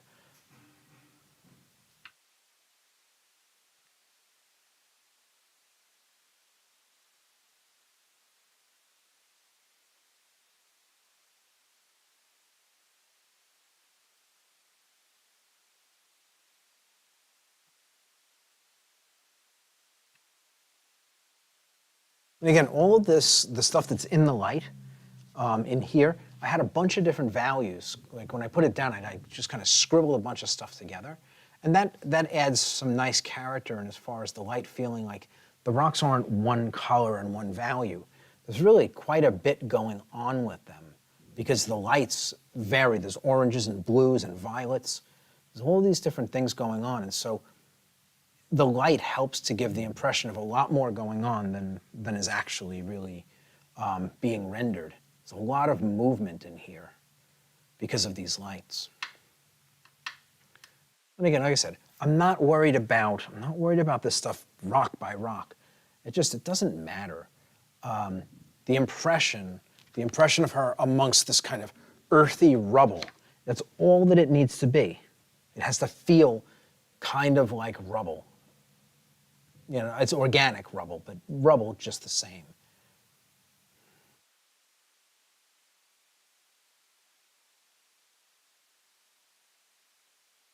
Right? And you think about like something like that is going to be chaotic. Right? And so if you paint it, you know, in anything but a chaotic manner, it's not going to read as chaotic. if you're too structured, too organized in your application of paint, it's going to look organized and structured. And in that, it's going to fall short of what it needs to be for the impression we're talking about.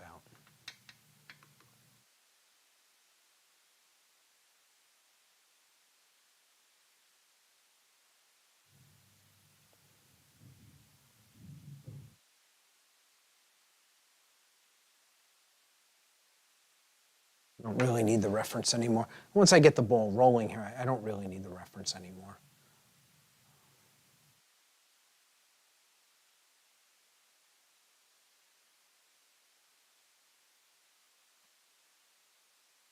I was originally going to drop some highlights in. I don't even think I'm going to do that. I think I'm just going to leave it at the value, the lights with the value range that they're at. And I may change my mind as I'm going here, but kind of liking it. It feels really earthy in here.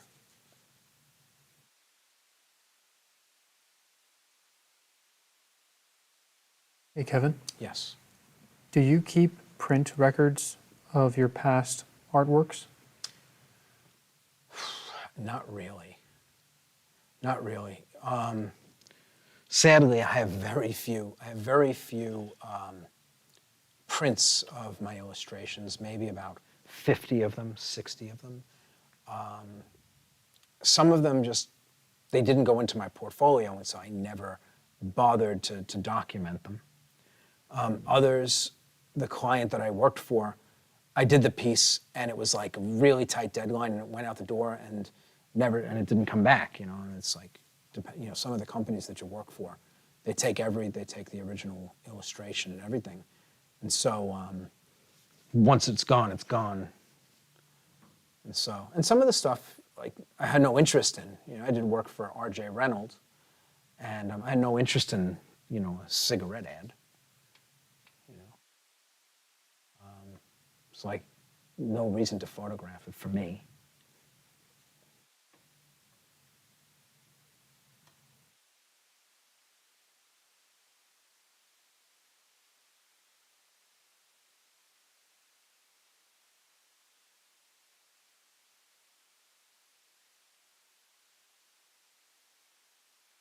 And again, once I've got everything kind of filled, I'm now just going to go in and just kind of move it around. Again, really chaotic, really kind of loose and chaotic strokes.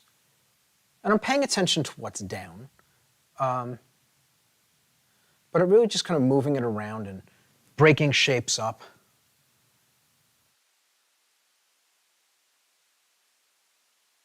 Make things feel like they're moving a little bit in one direction or another.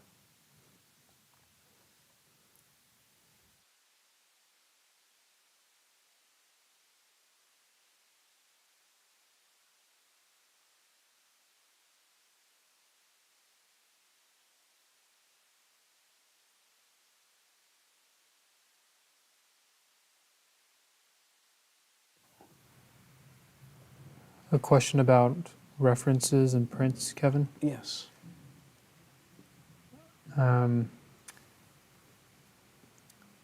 I'm painting from my own photographs, it prints different colors from what I see on my device. I like the colors better on the device.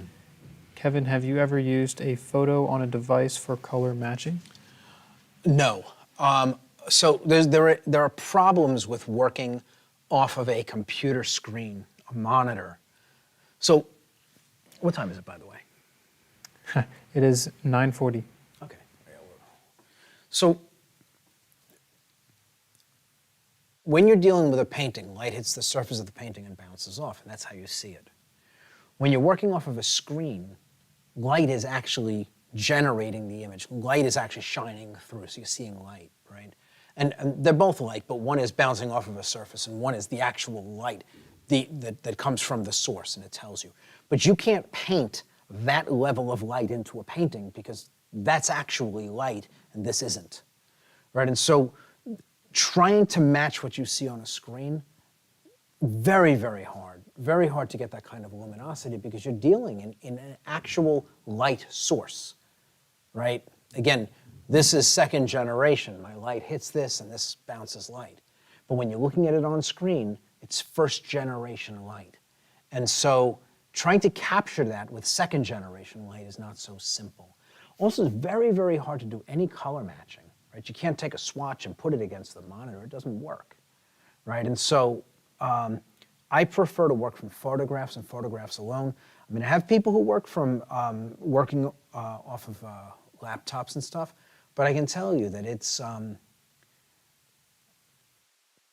really problematic.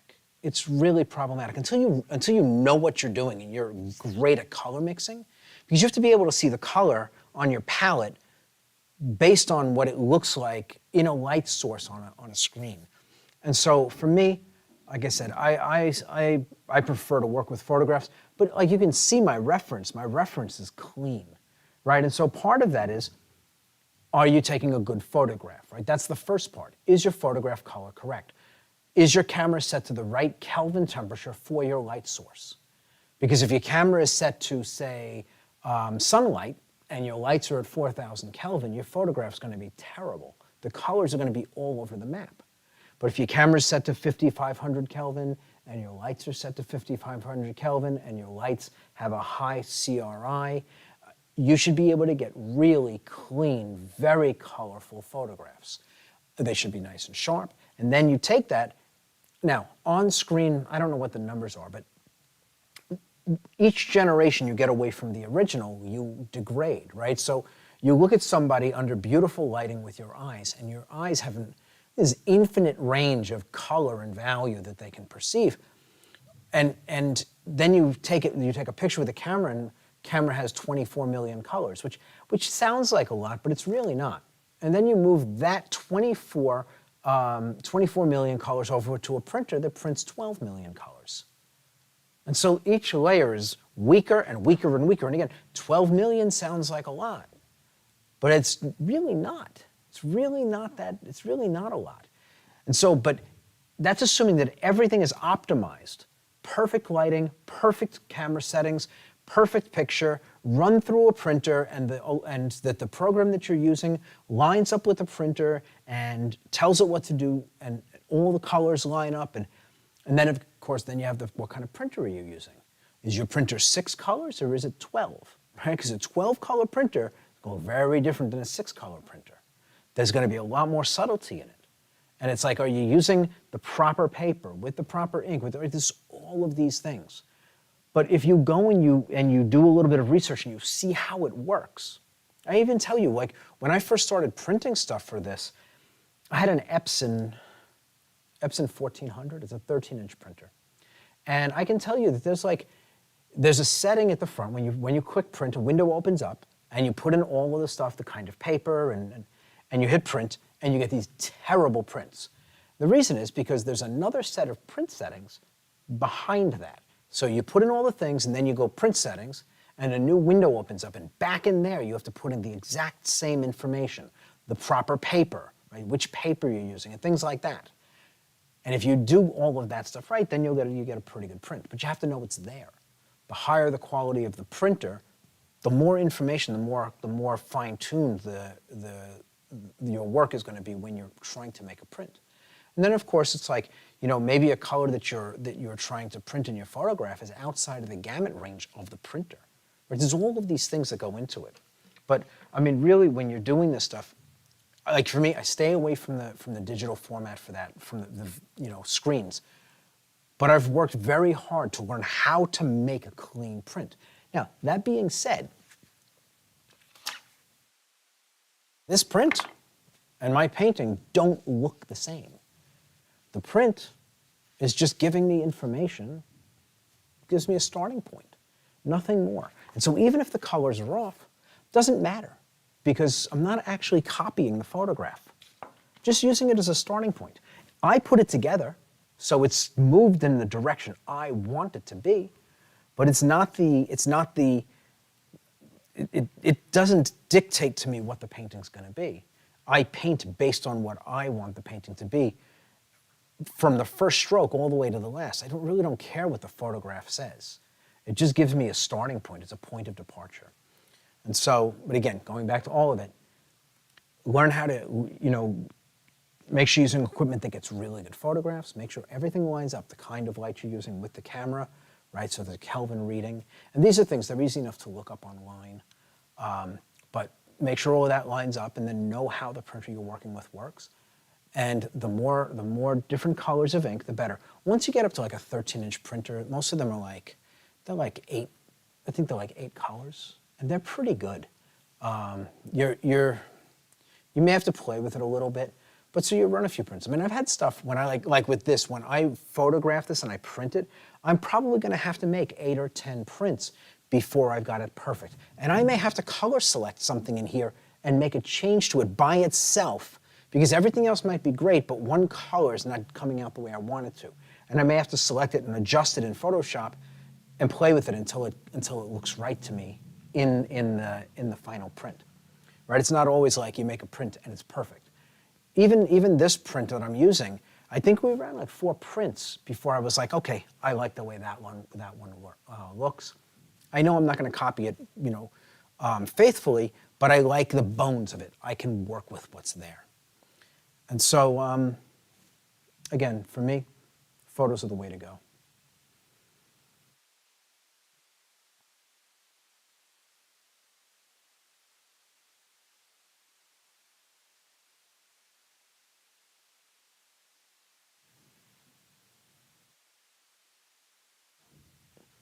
Yeah, so I've got most of the stuff, and I'm just going to start kind of going in and fine-tuning a little bit, trying to see if I can figure out, again, just thinking in terms of planes, explaining a left and a right side.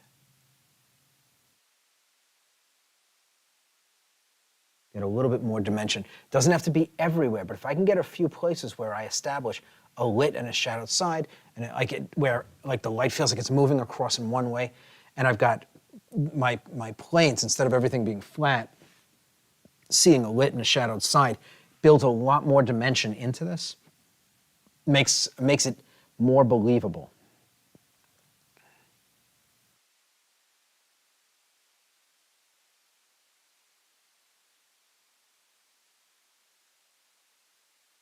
Again, it doesn't need to be perfect, and it doesn't need to be everything. I'm looking for just places where I can easily establish a top, a left, a right side. Hey, Kevin. Yes. What is your definition of painterly? Painterly? Painterly, it just, rather than something looking necessarily like what it is. So like, if I paint skin, I paint it to look like the texture of skin. Something that is painterly, the surface of the paint looks like paint, right? So you might leave a loose stroke, and that doesn't mean that it doesn't feel like skin visually, right? John Singer Sargent's a great example of that. Loose brush strokes, but you step back from his work and it feels like skin. But it's not highly refined. There's lots of loose brush strokes visible at the end of the painting process. That's all it is. That the strokes are still visible at the end of the process.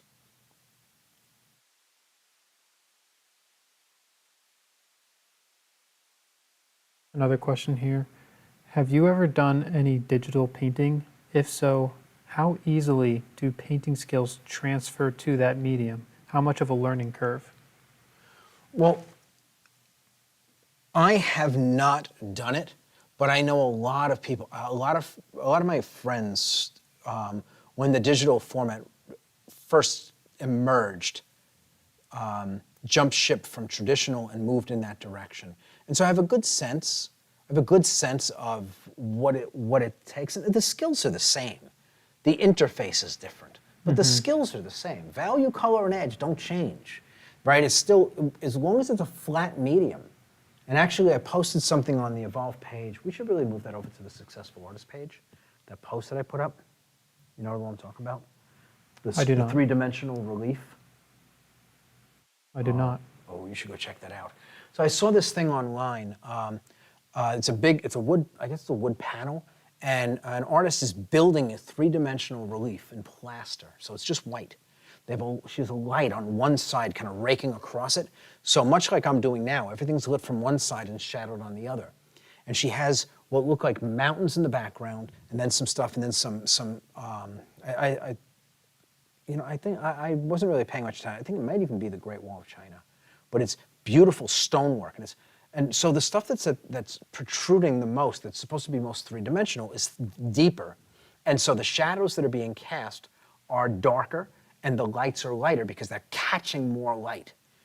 The mountains are very, very thin. They're three-dimensional, but they're thin, and they actually look like they're recessed into the piece of art, even though they're all sitting on a flat panel. And again, even in three-dimensional relief, value and edge give the impression of so much depth and structure. And all she's doing is playing with the depth and the angles of this plaster with one light source moving across this. It's an incredible thing. And so, I gotta remember what the original question was. Oh, so like going into a digital format, the tools are the same. Moving from paint into a digital format, the tools are the same, because the tool's not a brush. The tool is this. Do you understand how value, color, and edge work? Because if you do, the difference between this and a digital format is simply the interface. Now, there's a learning curve on the interface, but the same exact thinking applies. And I've had students in here that were getting ready for college and they were going into digital art, and so they would come in here and use exactly what we teach, but do it on a computer. They use a tablet and they would draw and paint in exactly the same way. And so they didn't deviate from the technique, it was exactly the same. And so, except gradients, which they used gradient tools for that. But basically they were able to produce some really beautiful art from direct observation, right off the table, using the exact same technique. Yeah. How I often describe it to people is that the fundamentals and the concepts, the principles are exactly the same. The application is slightly different. But we've had plenty of students in the Evolve program who've even taken some of our still life exercises and followed the same exact process in digital, and they kind of do some side-by-side comparisons. It's pretty cool. I've also been dabbling in digital, and I can also attest that they are very similar, and it's just a matter of figuring out how to apply those same principles. So the learning curve is more in, learning how to use Procreate or Photoshop, whatever platform you're using, how to manipulate the brushes to do what you want, but you know what you want to do, and you know what kind of effect you're trying to get. And once you can figure out how to use that tool, then you can create the same level of art, because the concepts and the principles are all there.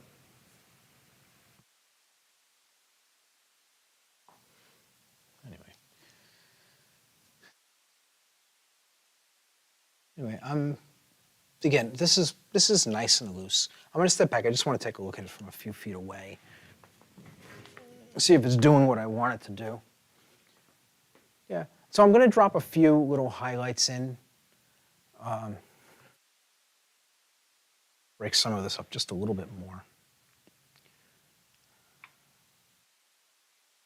And trying to give an impression of light on one side and shadow on another.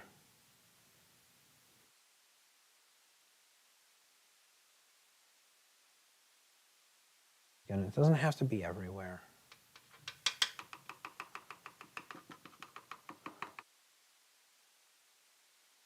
And drop a few little highlights in, and it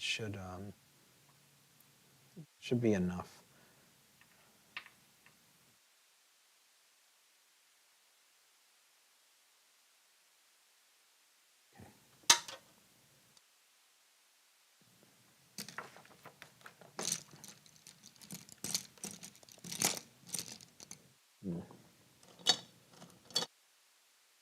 I'm not seeing the brush I want,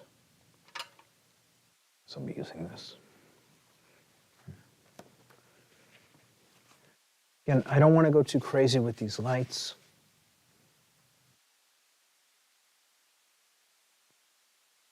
I want them very light. I just got to test and see what this stuff looks like. So that's actually pretty good. It looks dark on here, but it's relative to what's down here, it's not too bad. So, again.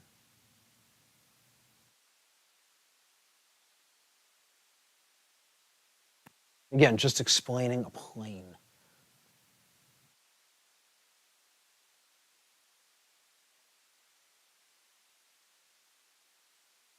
Kevin, we're coming up on 10 o'clock. Okay, I'm just about done with the painting. So weird to feel like be ahead of things.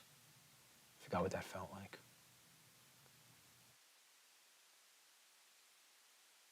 How long do you think the stars are going to take? 10 minutes. Nice. I said I'm not doing that much with them. All right, so I'm going to just drop this in, get some lit sides on these things, and I'll grab a few extra highlights.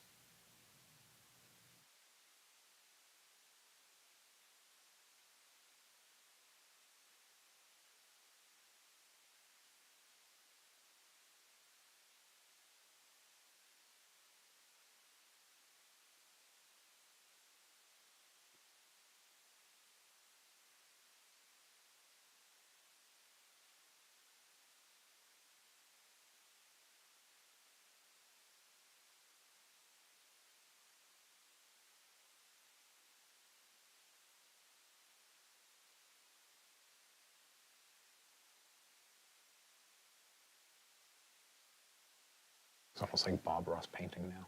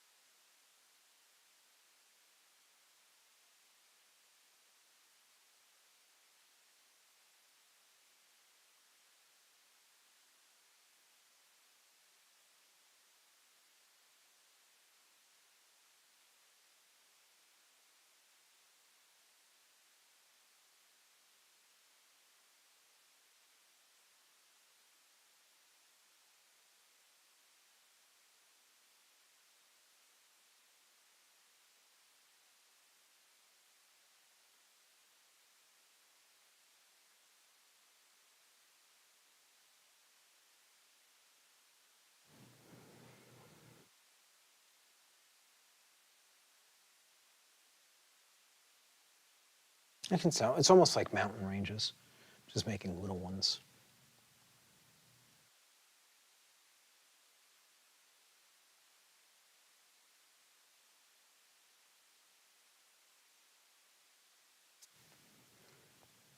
And again, much like with the shadows, I'm not really worried about being overly precise. I'm just letting it be a little bit chaotic.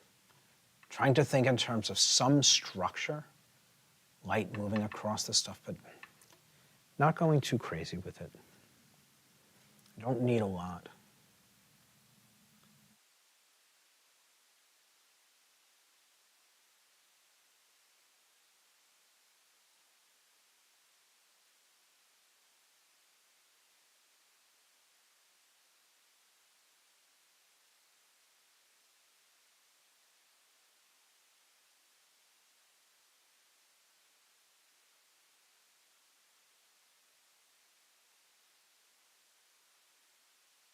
So I'm getting a little bit more than I was originally planning.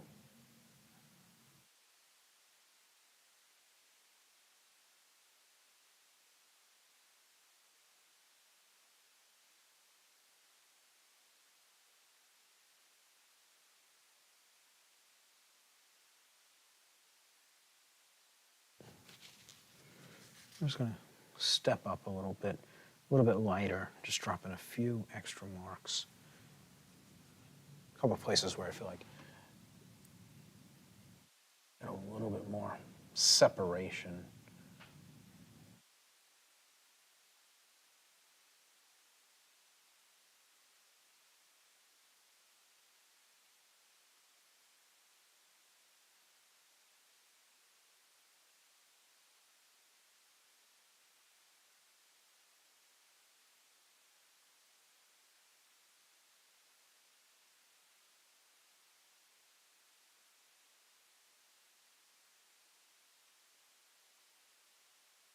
trying to get separation from the background as well.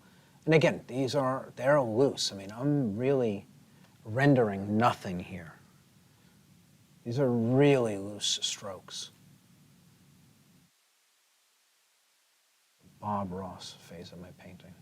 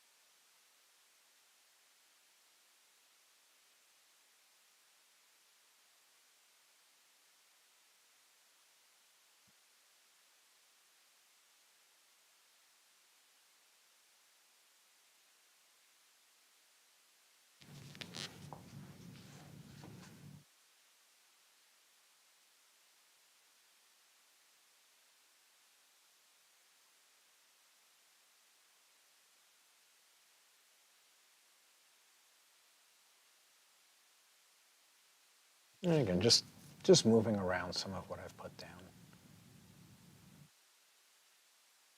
I want everything to be a razor sharp mark.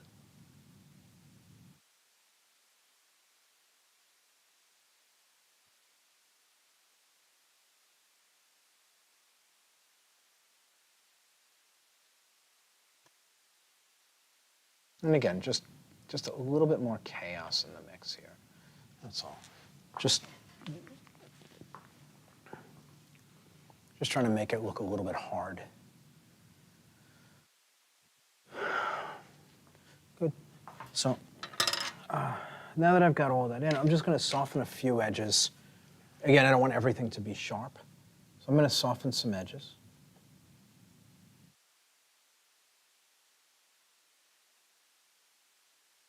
Some things I'll leave good and sharp, other things I'm going to soften. All right, so some variation.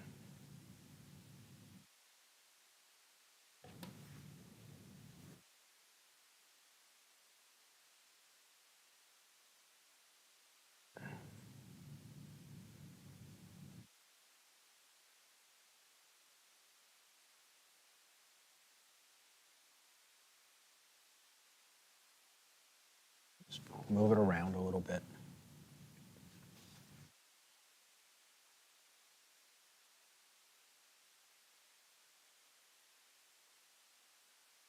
Again, it's just playing. Pushing stuff around and seeing what comes of it. Again, I mean, if I got caught up in trying to render rocks, this would be a lot of work, but it's not necessary.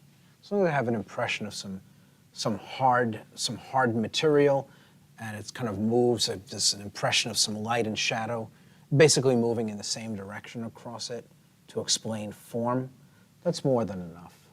I don't really need anything up here. Question for you, Kevin. Yes. Do you have a favorite sci-fi artist?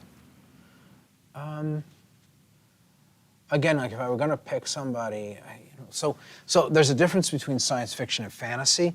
If you're talking about a science fiction or fantasy, imaginative realism, or imaginative work, I would say probably Rick Berry.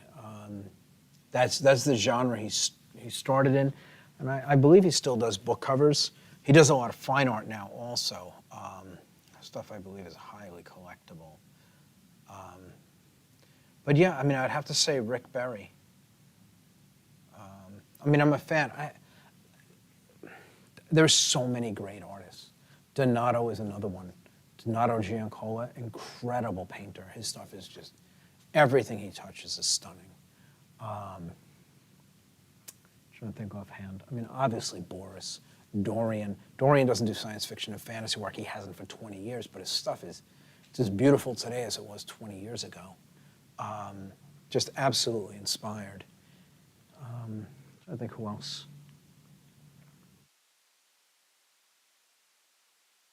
Todd Lockwood. Todd Lockwood's another one. If you like dragons, Todd Lockwood worked for Dungeons and Dragons for many years. I think he actually just he is worth looking up. If you can just grab his. I'm sorry, who? Todd Lockwood. Mm-hmm. Todd is an incredible illustrator, and I've known him. I've known him like 30 years, but he just produced a book of it's like hundreds of pieces of art. I think like spanning his whole career. Definitely worth looking at. Definitely worth looking at. I think they just got to him too, like a week ago. But Todd's another one, incredible painter. And a lot of his work is digital. Almost everything, I think, in those books is digital.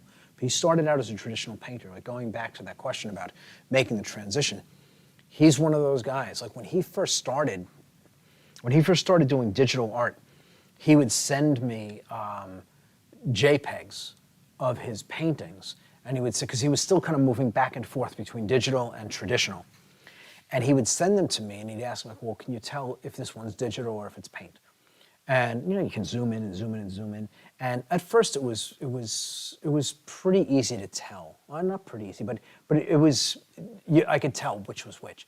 It didn't take very long. I would say just a couple of months before he was sending me paintings, and I had no idea whatsoever whether or not they were digital or if they were traditional. He was using his technique, his own technique, and he was just making paintings digitally instead of traditionally, and I couldn't tell the difference. His work is really beautiful, really, really nice stuff. So, but if you get a chance, go check out the, I imagine if you go out to his website, I think it's toddlockwood.com.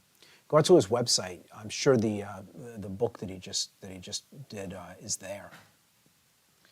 Definitely worth taking a look at.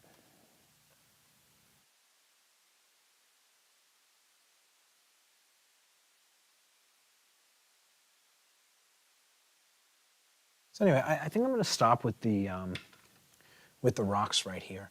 I'm going to soften them a little bit, even though they're meant to be, jagged. They don't need to be like jagged like that in the painting relative to everything else, like all these soft things.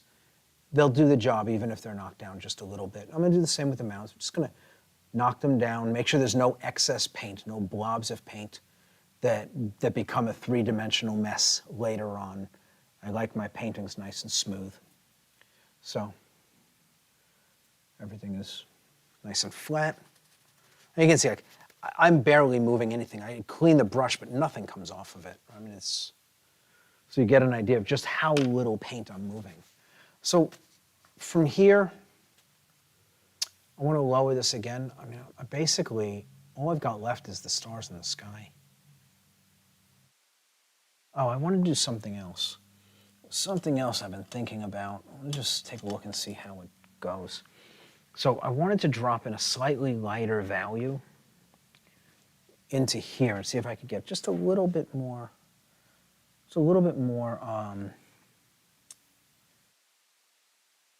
variation in here.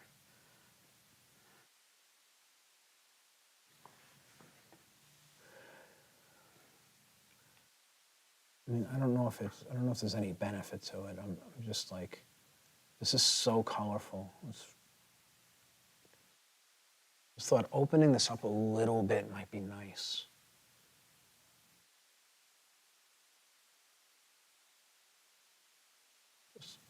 Just a little bit of extra movement in here. It's just very subtle. There's so much color to spare. I mean, it's so colorful. I don't have to worry about losing that. But just, like I said, just a little bit of extra light in here.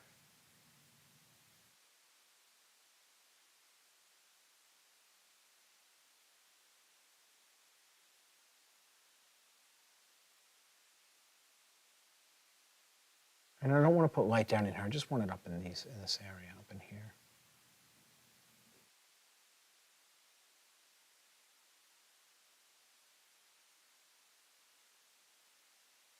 And again, it just gives it a little bit more, just another layer of depth.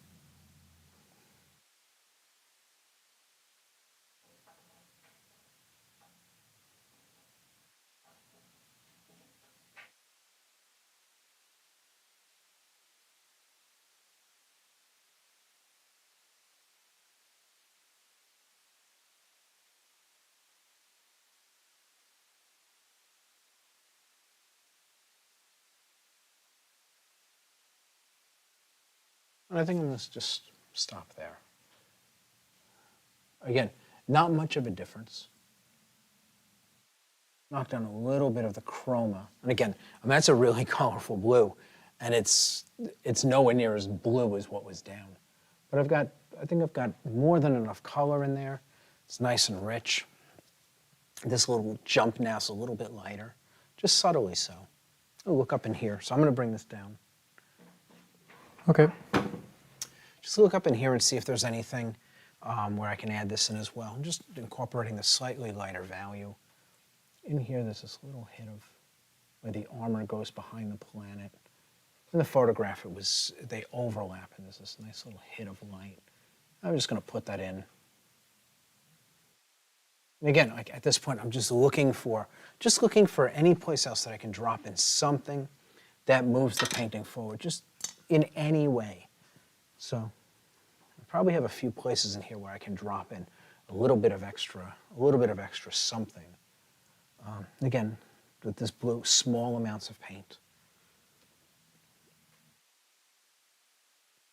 Just dusting over the armor back in here. Just makes it a little bit more prominent.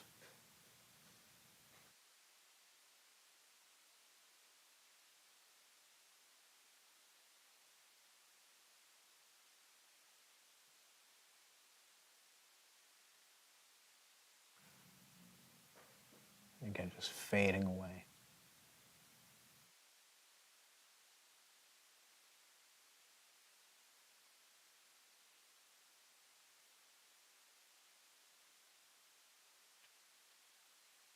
Built in a lot of highlights here.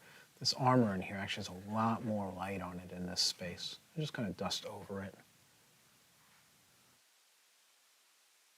Still see everything, but not, just get an impression of a bit more light.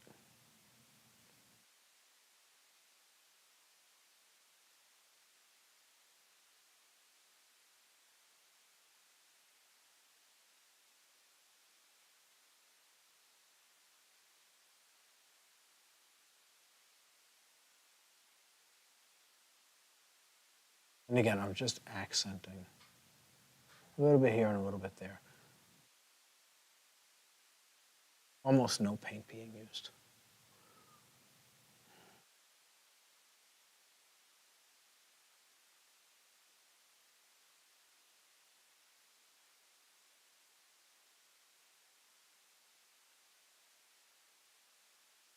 Here, all this is good.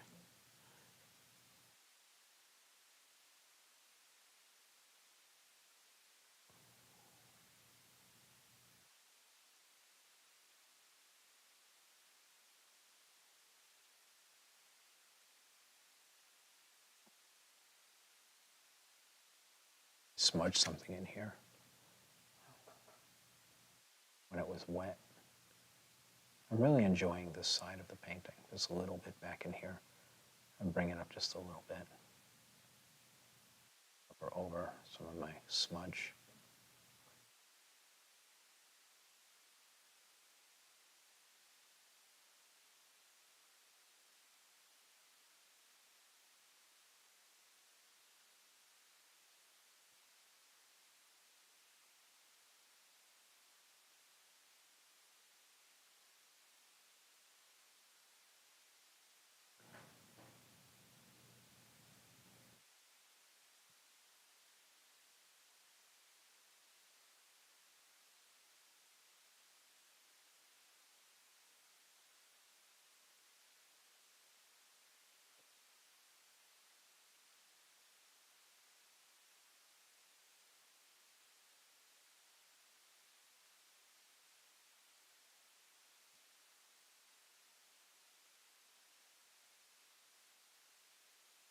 It's allowing me to pull this out just a little bit more. And again, just a little bit. This is like the armor coming down, like back in here, it's the armor coming down this arm, which I think is pretty cool. And I like the idea of having a little bit more of it in the painting.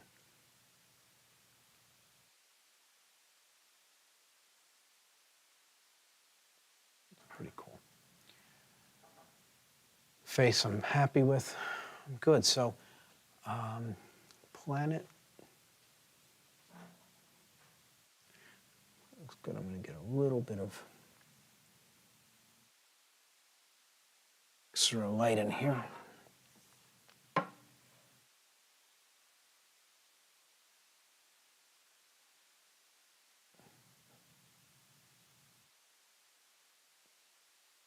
And again, very, very subtle. Not much going on.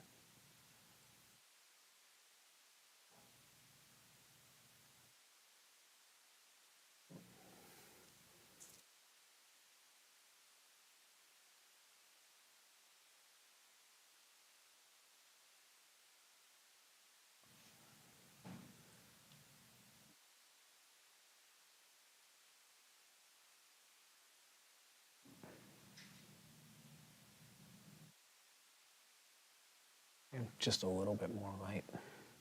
Again, this is just subtly lighter.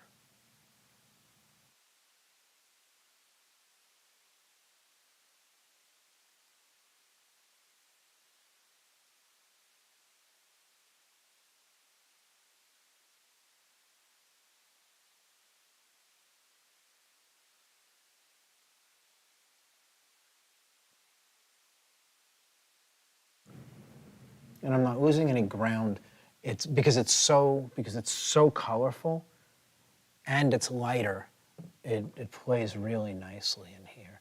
If it weren't so colorful, I would actually I'd probably be losing ground in the vibrance of this area, right? Things that are very colorful tend to look brighter than they actually are. And so by having something that's very colorful and also lighter than the blue that's down, it just makes it that much richer.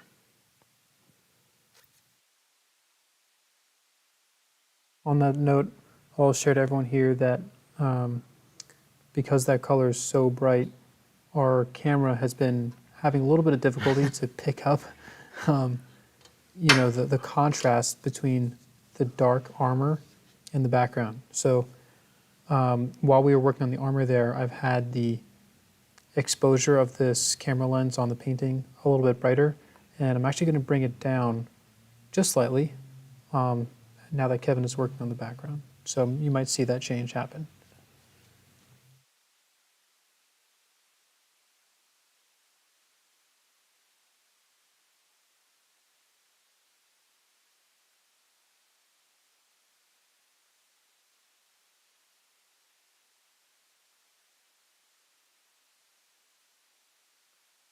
And by making this a little bit lighter, get a little bit more separation between the girl and the background. I'm just kind of rolling this out here like it's like space clouds. Let it connect to all the random shapes that are out here.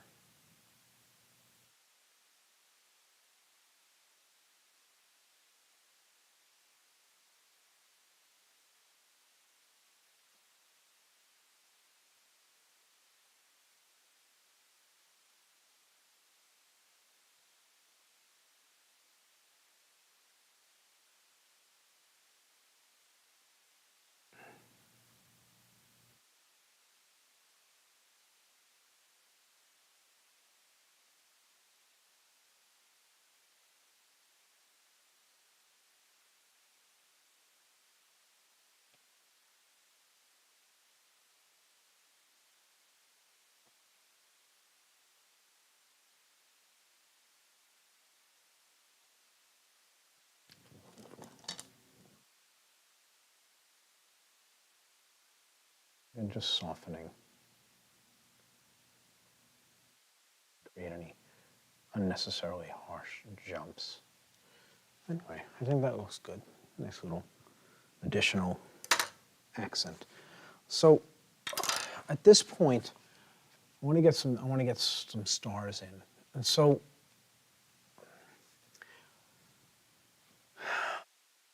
I'm debating whether or not to glaze out here a little bit just to make it a little bit darker. I think I want to leave it. I've been on the fence about making it a little darker, creating a bit of a vignette. But I think I'm going to leave it alone. And I'm going to just drop in stars. Not sure if this is going to work. Yeah. Okay. So for the stars, I'm going to start with a mixture of like this color here and that blue. Just want to be a little bit lighter than this. Just a little bit.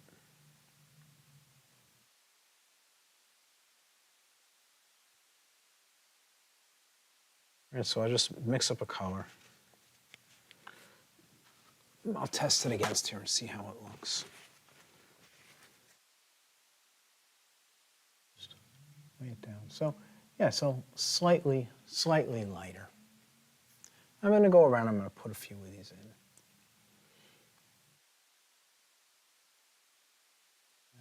Actually, down here it's not lighter.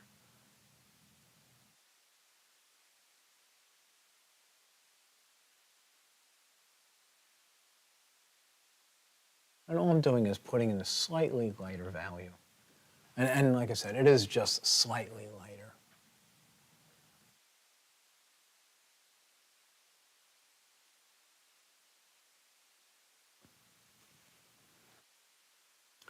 Just going to take a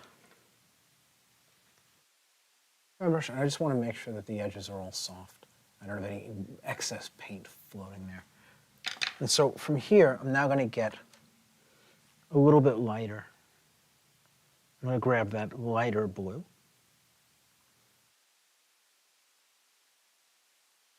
Make a shade right next to it that's notably lighter.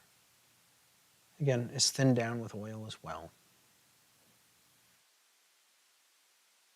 Just going to grab a little bit of it. And then into each of these things, I'm going to make another mark.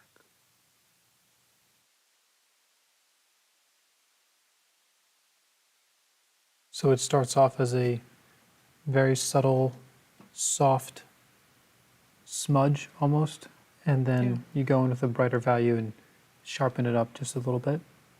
Well, I'm gonna blend this out a little bit also. So I'm just gonna, so like this darker value doesn't work down here, but this lighter one will. So I can put this down here, and again, I can vary them. Again, normally I would put the stars in like this, and then I would use a toothbrush and I would spatter some paint, and then it would fill the gaps in between. I'm not going to be doing that. I'm just going to be putting in stars like this. And even like inside of the armor. So I don't want it to like end at her. I want it to have some in here.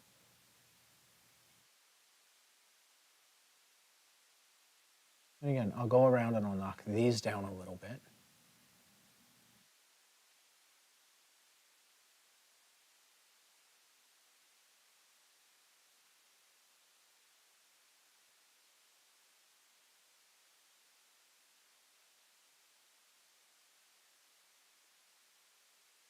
And again, try not to make them look too contrived.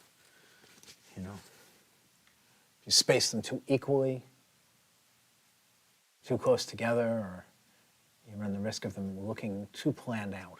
That's just not the reality of things. So again, just over everything, and all I'm doing is just kind of softening the edges. And now I'm going to go one step lighter.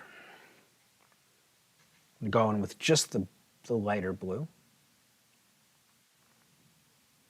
You can see there's not much of a difference. And then from here I'll go one step lighter, and that'll be like the star itself. A dot of light. Again, small amounts of paint. You have to be very careful not to put too much paint down. move down to a better brush for this. So using a round is going to be better.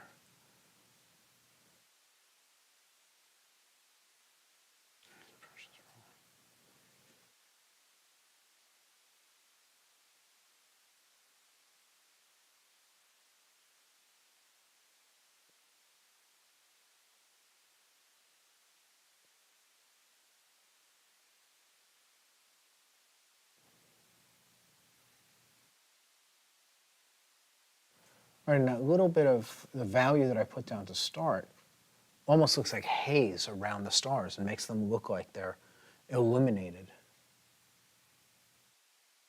like they're emanating light beyond the dot itself.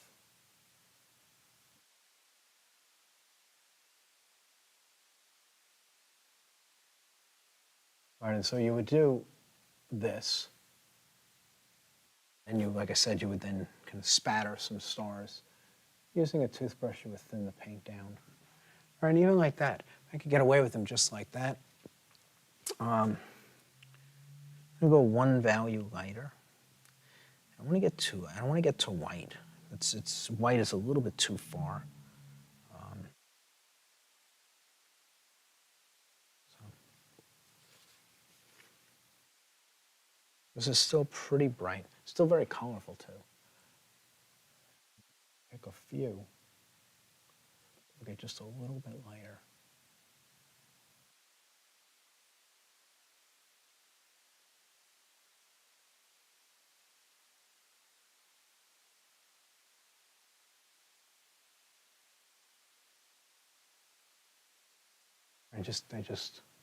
They feel like they glow.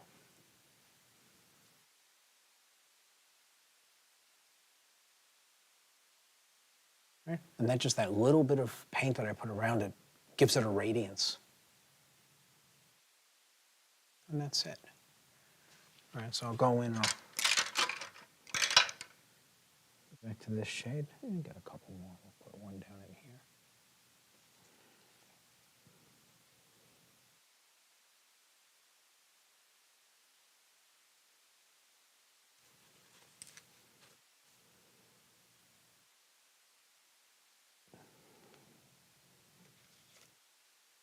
A little too strong.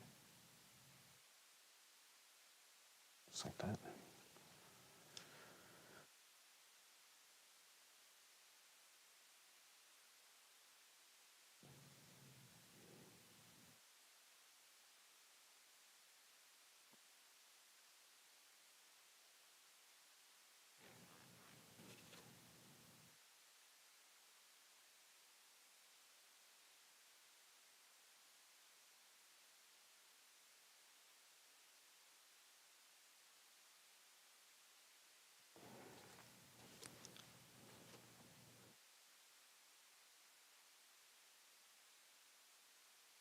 Just a few stars. I'm going to flip this over. I'm going to do this side. I don't feel like reaching for them. Try to sit back. I'm going to actually take a bigger fan brush and just make sure all this stuff is softened just a little bit. And I'm careful. I don't want to drag any paint more than just softening the edge. I don't want to create any like dragged lines of stars. So, yeah. And then basically do the same on this side. I'm going to start down here. Just get some stars in.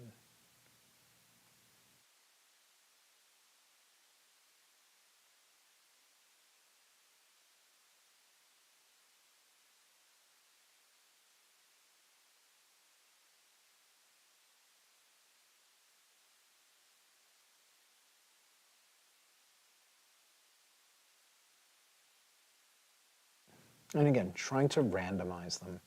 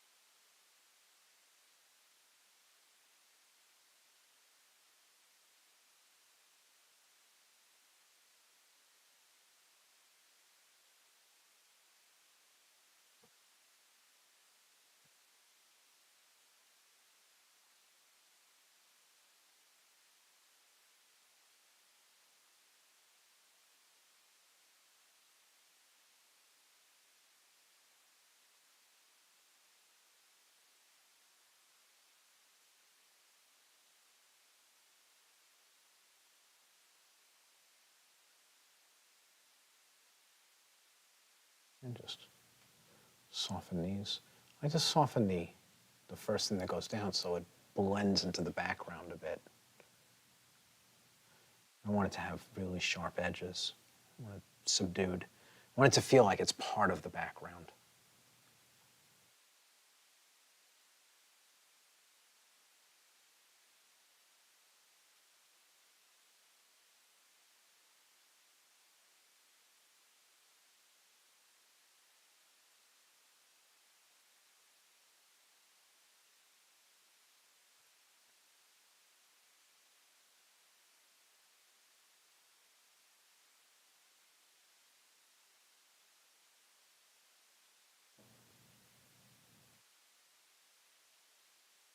And again, the amount of paint that goes down helps to determine how bright the star looks.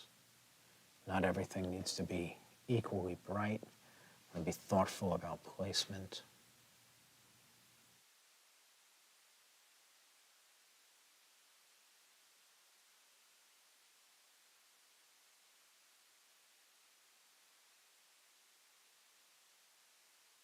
Here I'm going to drop a little bit more light into our eyes, kind of make them feel like the stars. And again, just a decision I made along the way.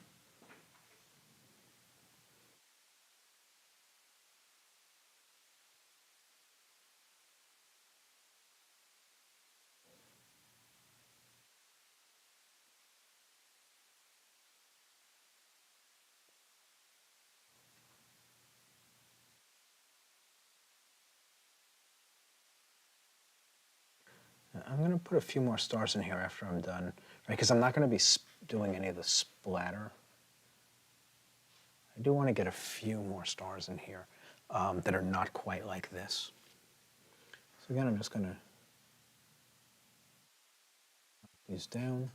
And all this does, what I'm doing right now is kind of spread that little highlight out into the haze that I put around it. And it just makes them look like they're glowing.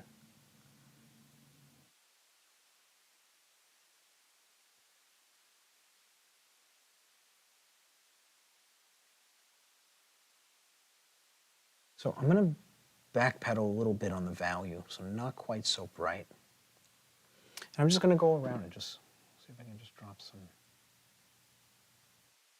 Because I'm not going to be putting in, like I said, I'm not going to splatter. So this is obviously going to be a little time consuming, but we've got time. And again, just the tip of the brush, nothing else. I don't put any pressure. I just want the tip of the brush. I'm just trying to break up the space a little bit.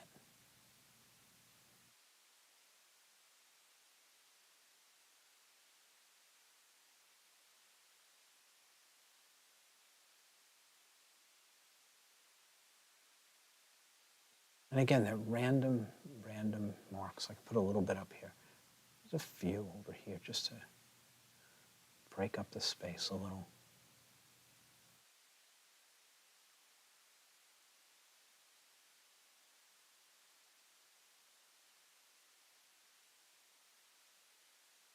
Again, same thing, just gently knock them down. Just a little bit of extra light in the sky.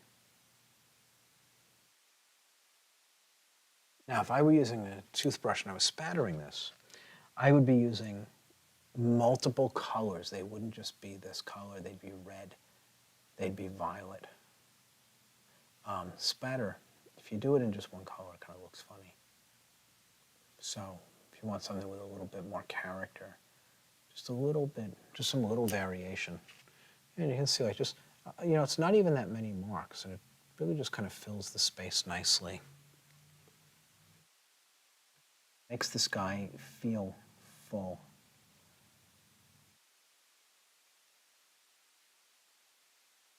I need to go down there. It's starting to feel like day down here.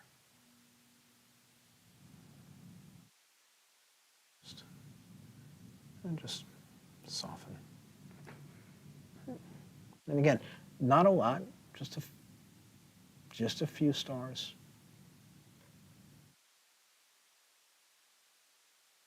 Again, kind of get them in the hair. So it makes her feel a little bit more see-through. I'll put them in the shadowed side of her face as well. Right, so putting the stars in here will make her feel a little bit more transparent.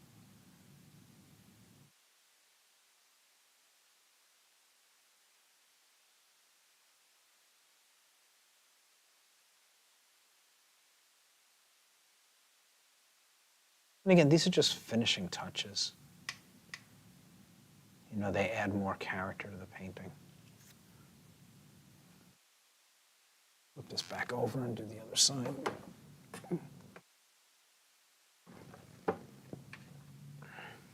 Right. So same over here.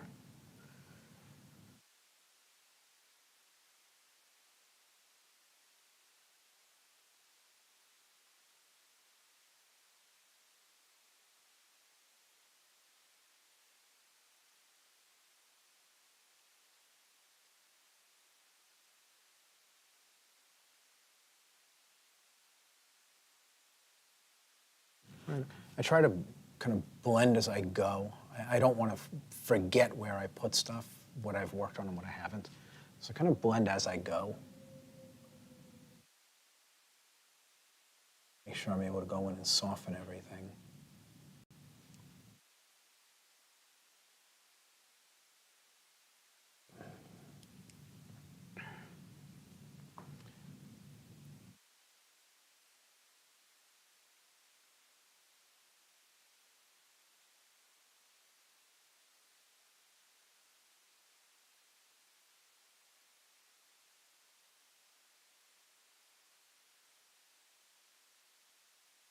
Again, just breaks things up a little.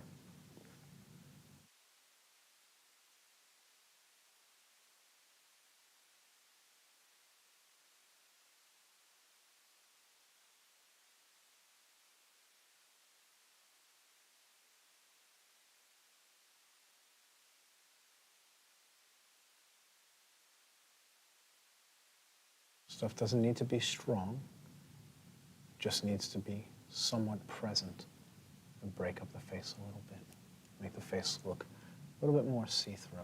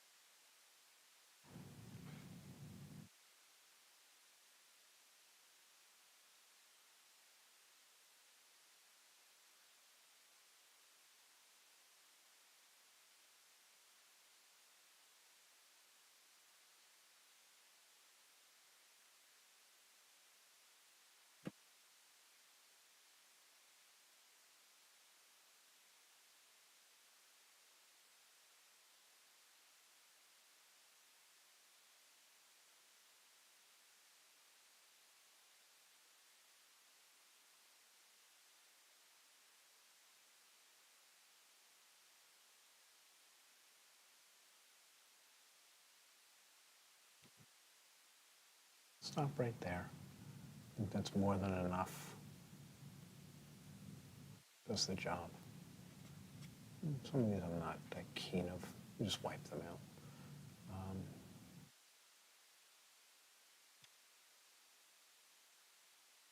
And I mean, that's about it. I mean, not really anything else left to do on the painting. Looking to see it, and again, so I'm now like, you know, before I just wrap it up, I want to make sure, I really want to look this over and make sure I haven't missed anything. That if there's something I want to put in, that I get it in.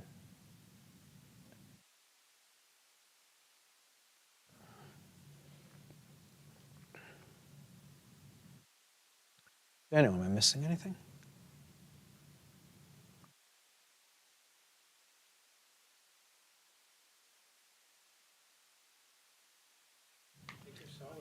Drop this little bit of extra light in here.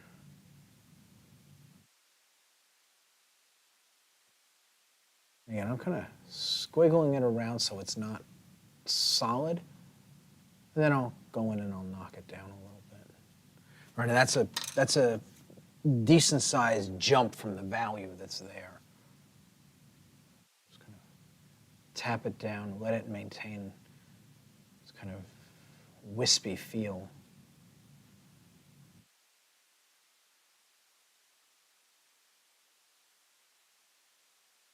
Just dissolve its outer edges. Again, make it feel organic. It's not just a solid block of light. It's this kind of wisp of stuff.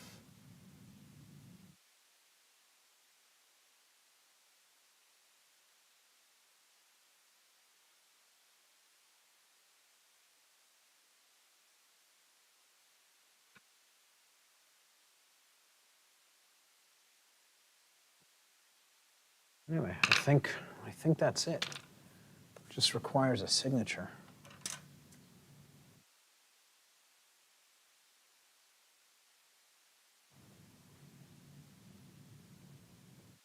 It's like, what do you do? Signature.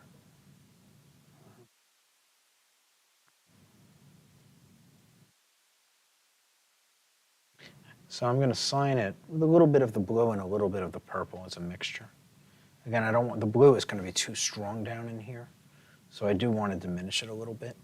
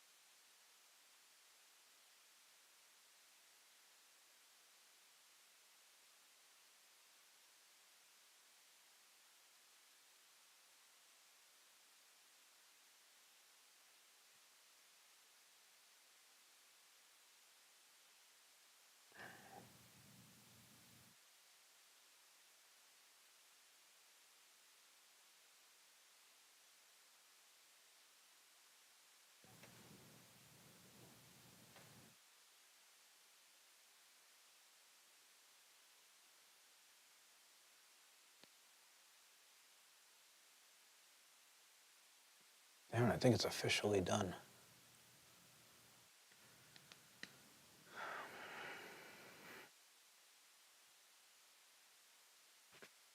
It's always one more.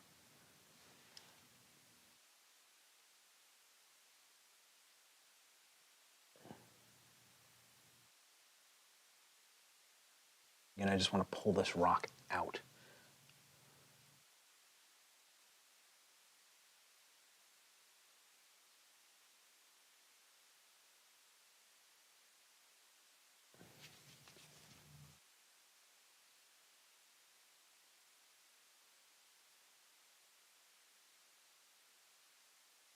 So, Kevin, for your signature, you do each letter separately? Whatever flows off the brush. I don't have a... Sometimes the brush holds enough paint and I'm able to do 2 or 3 letters at once. It depends. Like this is wet. The paint down here is wet. So it's really eating up what's on the brush and mixing it. So I have to keep going back and getting more paint. So anyway, just a little bit there just to accent and help separate these rocks from the ones in the background.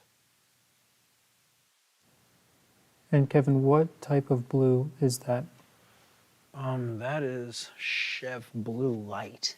It's an Old Holland color, obviously. Chev Blue Light is the name of the color.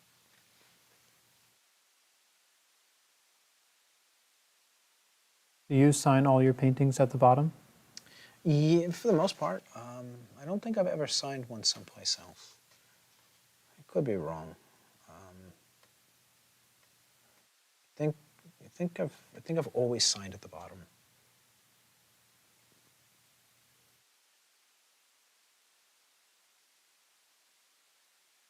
And do you sign all of your work? I have not signed all of it, most of it though. I have some paintings that I've done that I didn't sign. It's not for one reason or another, just like I never signed it, it just never got signed. Illustrations always got signed, right, because that's your calling card. But fine art doesn't always get signed. So.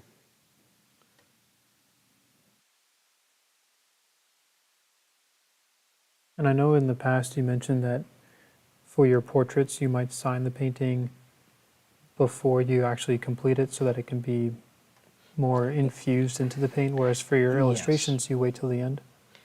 Yeah, it's different. Yeah, so for the portraits, I want the signature to be part of the painting, not sitting on the surface. And even though it does sit on the surface to a degree, it's embedded in the fine art in a different way. This just really, it does just sit on the surface. It is separate from the painting, where my portrait, when I do my portraits, generally I'll put the signature in knowing that I'm going to be doing a glaze over that area of the painting later on. And so I put it in knowing that it's going to get buried under a glaze that's not designed for the signature, but that's designed for the area the signature is sitting in. I'm just knocking down the sharp edges on these mountains. I don't want them to be quite so sharp. This is fine, but this seemed just too strong. Again, I'm looking at this sharpness against this sharpness. I've got a contrast ratio here, brighter and darker than these. And these are sharper, and so I want this stuff just a little bit softer. So that I'm taking advantage of both edges and contrast ratios to create that separation. I don't have it everywhere, but here pulls this forward. It's not competing over here. The rest of this can just kind of sit in that space. We know it's in front of her. We know that's this to this to this to that to that to that, right? We get a sense of it. As long as we have something up here that pulls forward, everything will come with it. We know this is in front of her. And then so the rest of this just kind of moves. I don't need to do this everywhere up here. It'd be a little too much, I think. Good. So, any questions? Yes. Okay, what have we got? What is your favorite painting? My favorite painting?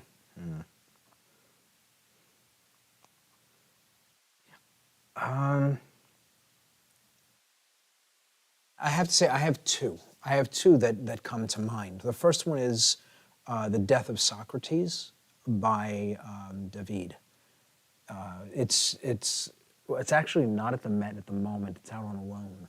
But it's been at the Met for many, many, many years, up until about 6 months ago or a year ago.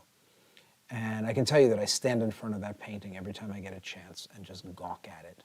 The command over the materials that David exhibited is just incredible. The vibration, the skin, just incredible stuff. And the other piece was actually on loan to the Met here in New York for about 2 years. It's Satyr and the Nymphs by Bouguereau. And that painting, wow, standing in front of that, that's a big painting, and it's amazing. It's just like, yeah, I mean, they almost had to push me out of the museum. I stood in front of it for hours just gawking at it. I mean, again, I don't do that for a lot of work, but that painting is just so rich. I think it's up in Boston, unless that's moving around. But I think that usually it's up in Boston. There's a museum up there where it's housed. But yeah, those two paintings, if I had to pick like my two favorite paintings, I would say those two. And it's not to say, I mean, there's so much incredible art. And I'm just thinking about old masters. There's so much incredible art out there. Again, just incredible stuff. I could almost run down a list of every illustrator and a painting that each one of them did that I think is incredible, like jaw-droppingly beautiful. I want to see one of the most incredible illustrations, Jim Burns, The Illustrated Man. Dizzyingly beautiful, just beyond words. And it's just like I could literally run through just about every illustrator I know and name something that's like on that level, on the level of a David or a Bouguereau. Just incredible stuff. And so, picking a favorite's hard, but those come to mind because they're just stunning. They're absolutely stunning, and not just stunning, but there's so much to be learned by looking at them. So much to be learned. They are a humble experience. To stand in front of them is just humbling. I mean, these artists, they were just giants. So, pretty cool stuff.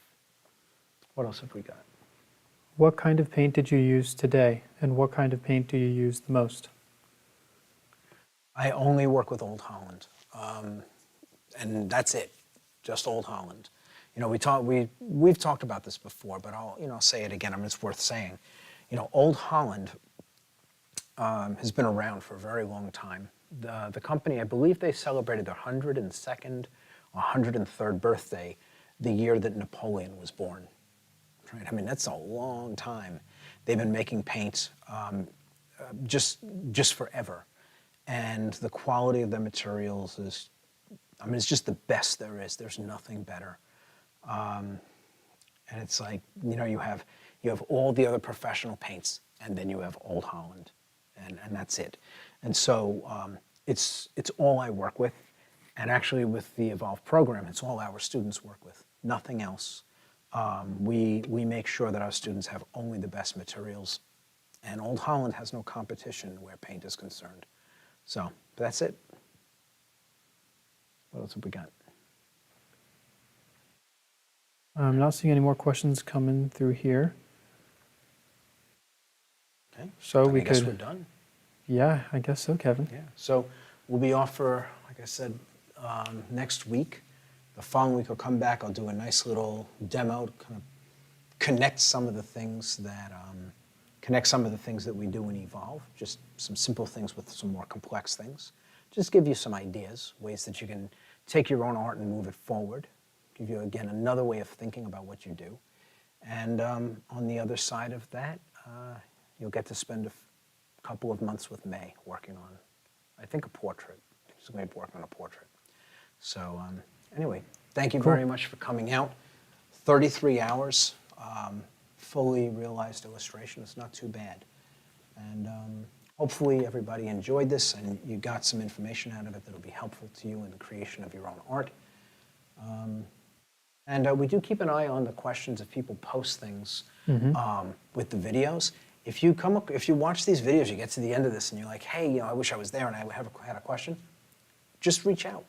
Post the question on the YouTube video. We'll get back to you. We'll respond to it. So anyway. Also, we will take a photograph of this painting, and Kevin, may we create like a Dropbox link or something that people can see the image of? Yeah, we'll do a high resolution shot. Awesome. Yeah, so you'll be able to get in and take a good look at it. Yeah, so stay in touch for that. We'll post about it on our community page on the YouTube channel here. So, yeah, I think that's it. Okay. Awesome. Okay. Thank you, everybody, for making it out. And like I said, I hope this was helpful to you in some way. And happy painting.